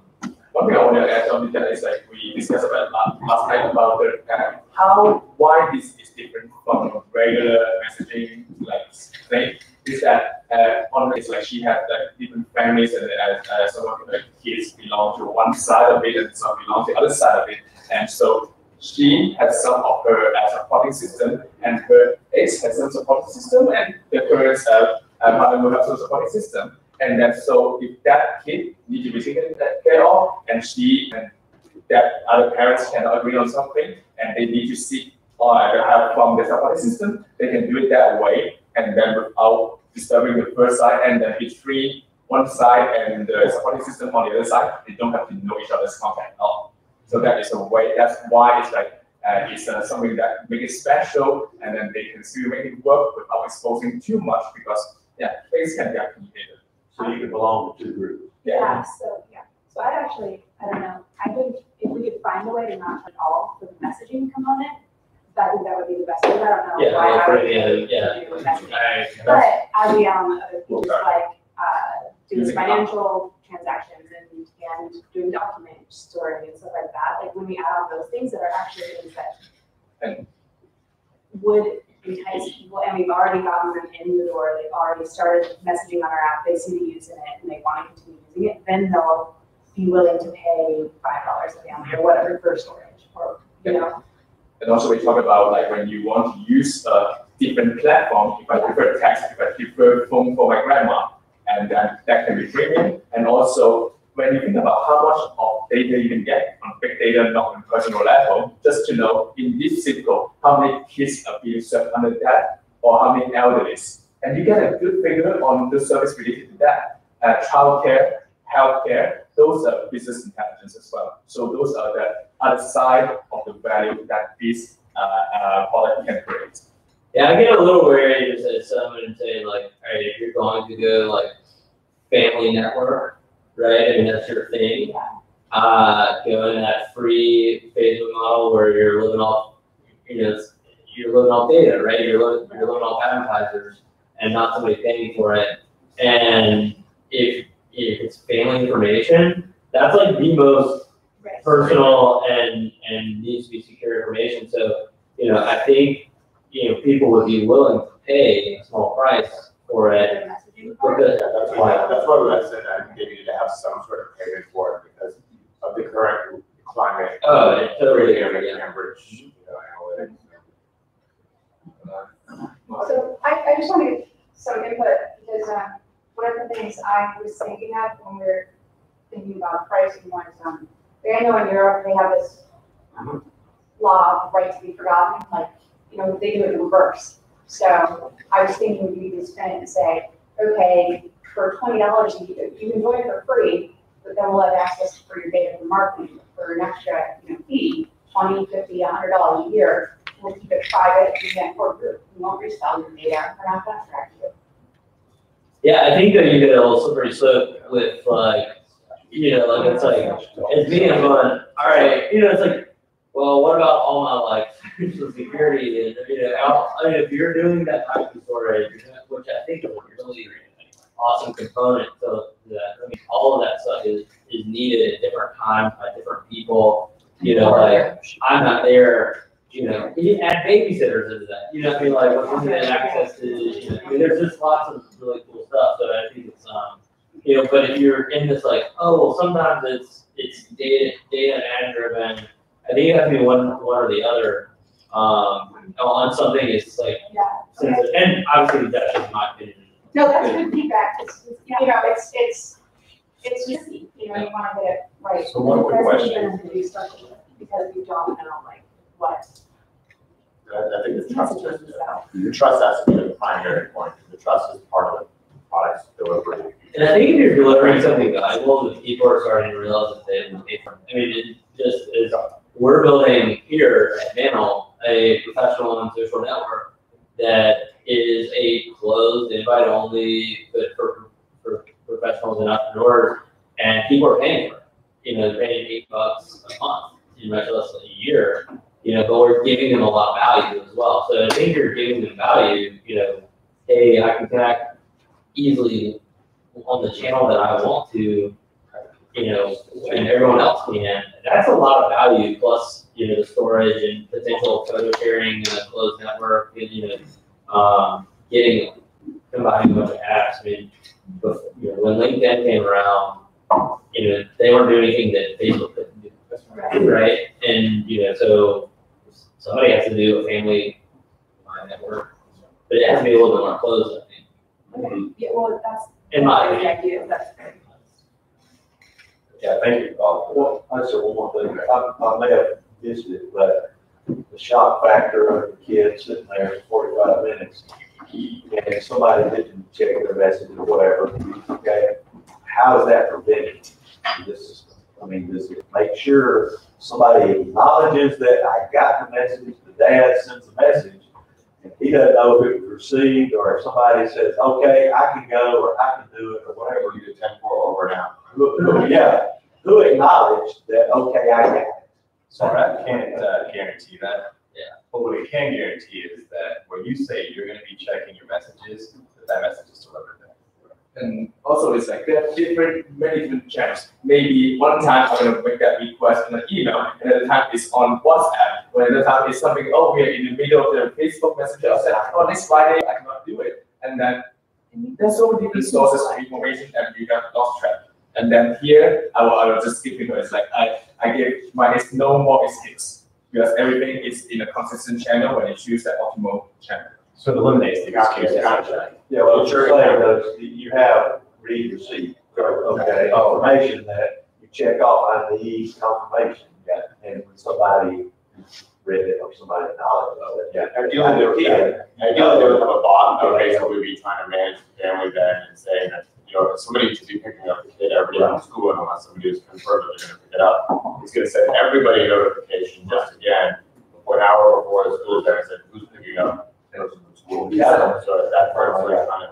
It's only when I say yes, that is on record, I did agree to do that.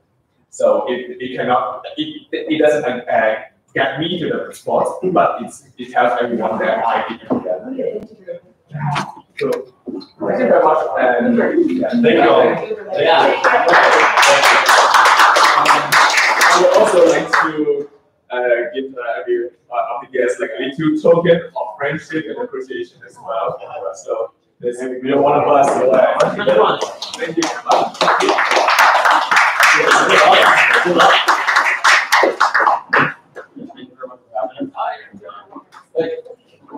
How was this? How did you think you did this year? Last year I didn't get to watch pitches, so thank you so much. Great for me. Well, yeah. One of us. Yeah. Very much.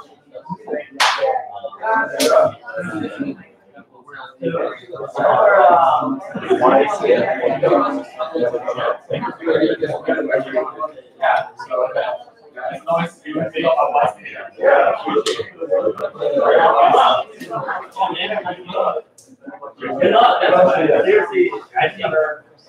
I was about to. Just because I think conversation.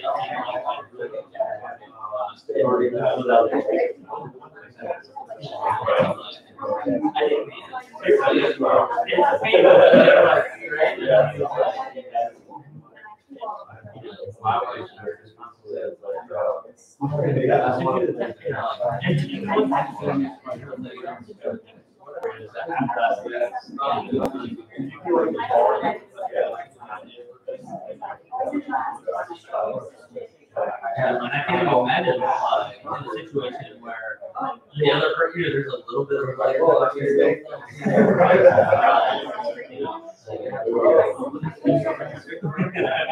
I mean, just there's an integrated calendar. What's your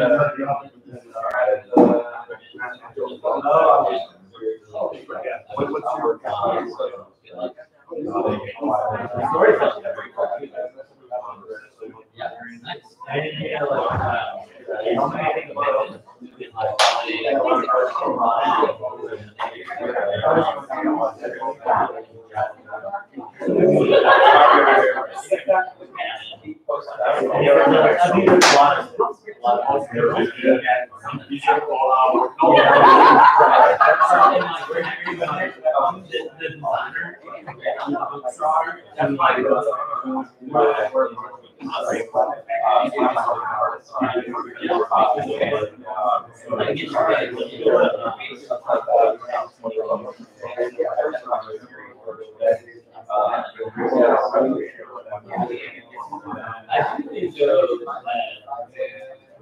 If you're already yeah,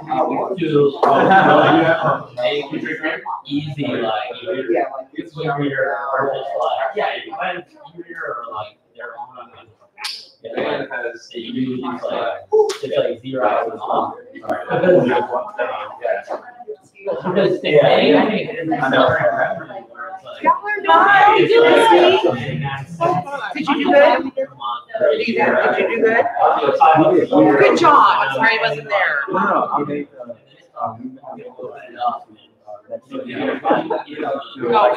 Like seriously, because he like my tendency is to if somebody wants to he didn't even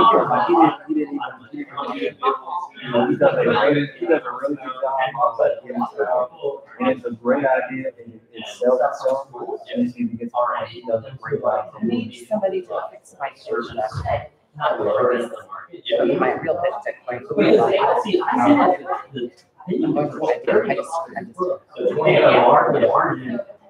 that's I didn't have it, and so and really just and you expand your market.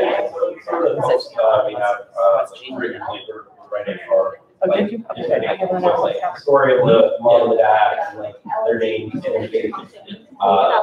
Being first. If we get one for that, it's all. Oh, yeah. I know, it's not taking. Stand right there. Just stand. I will send you one. Right here? Just like this? Okay, hold on. Where's my I'll get it computer? in portrait mode. No, don't come near me. Don't come near me.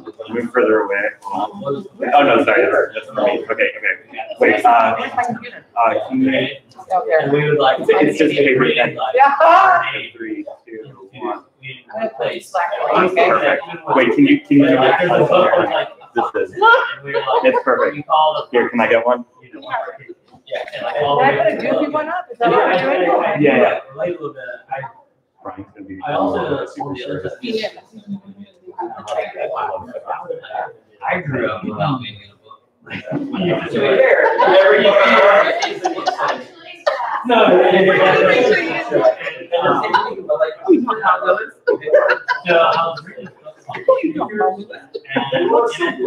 do I look so young? Because you I are. had a young angle.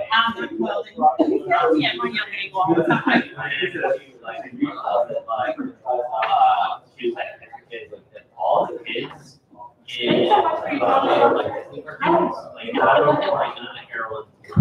I'll use James Riot.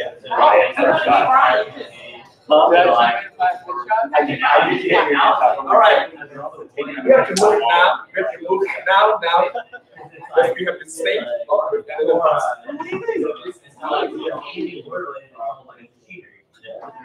Yeah, well, when I get a chance, and upload something. No, I have a few one where I don't look like, I didn't do it that right. No, I'm talking about where I don't look like Texas Bride. So she's 14.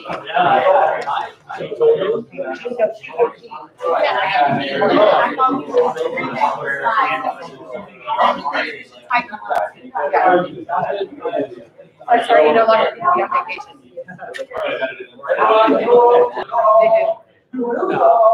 They do.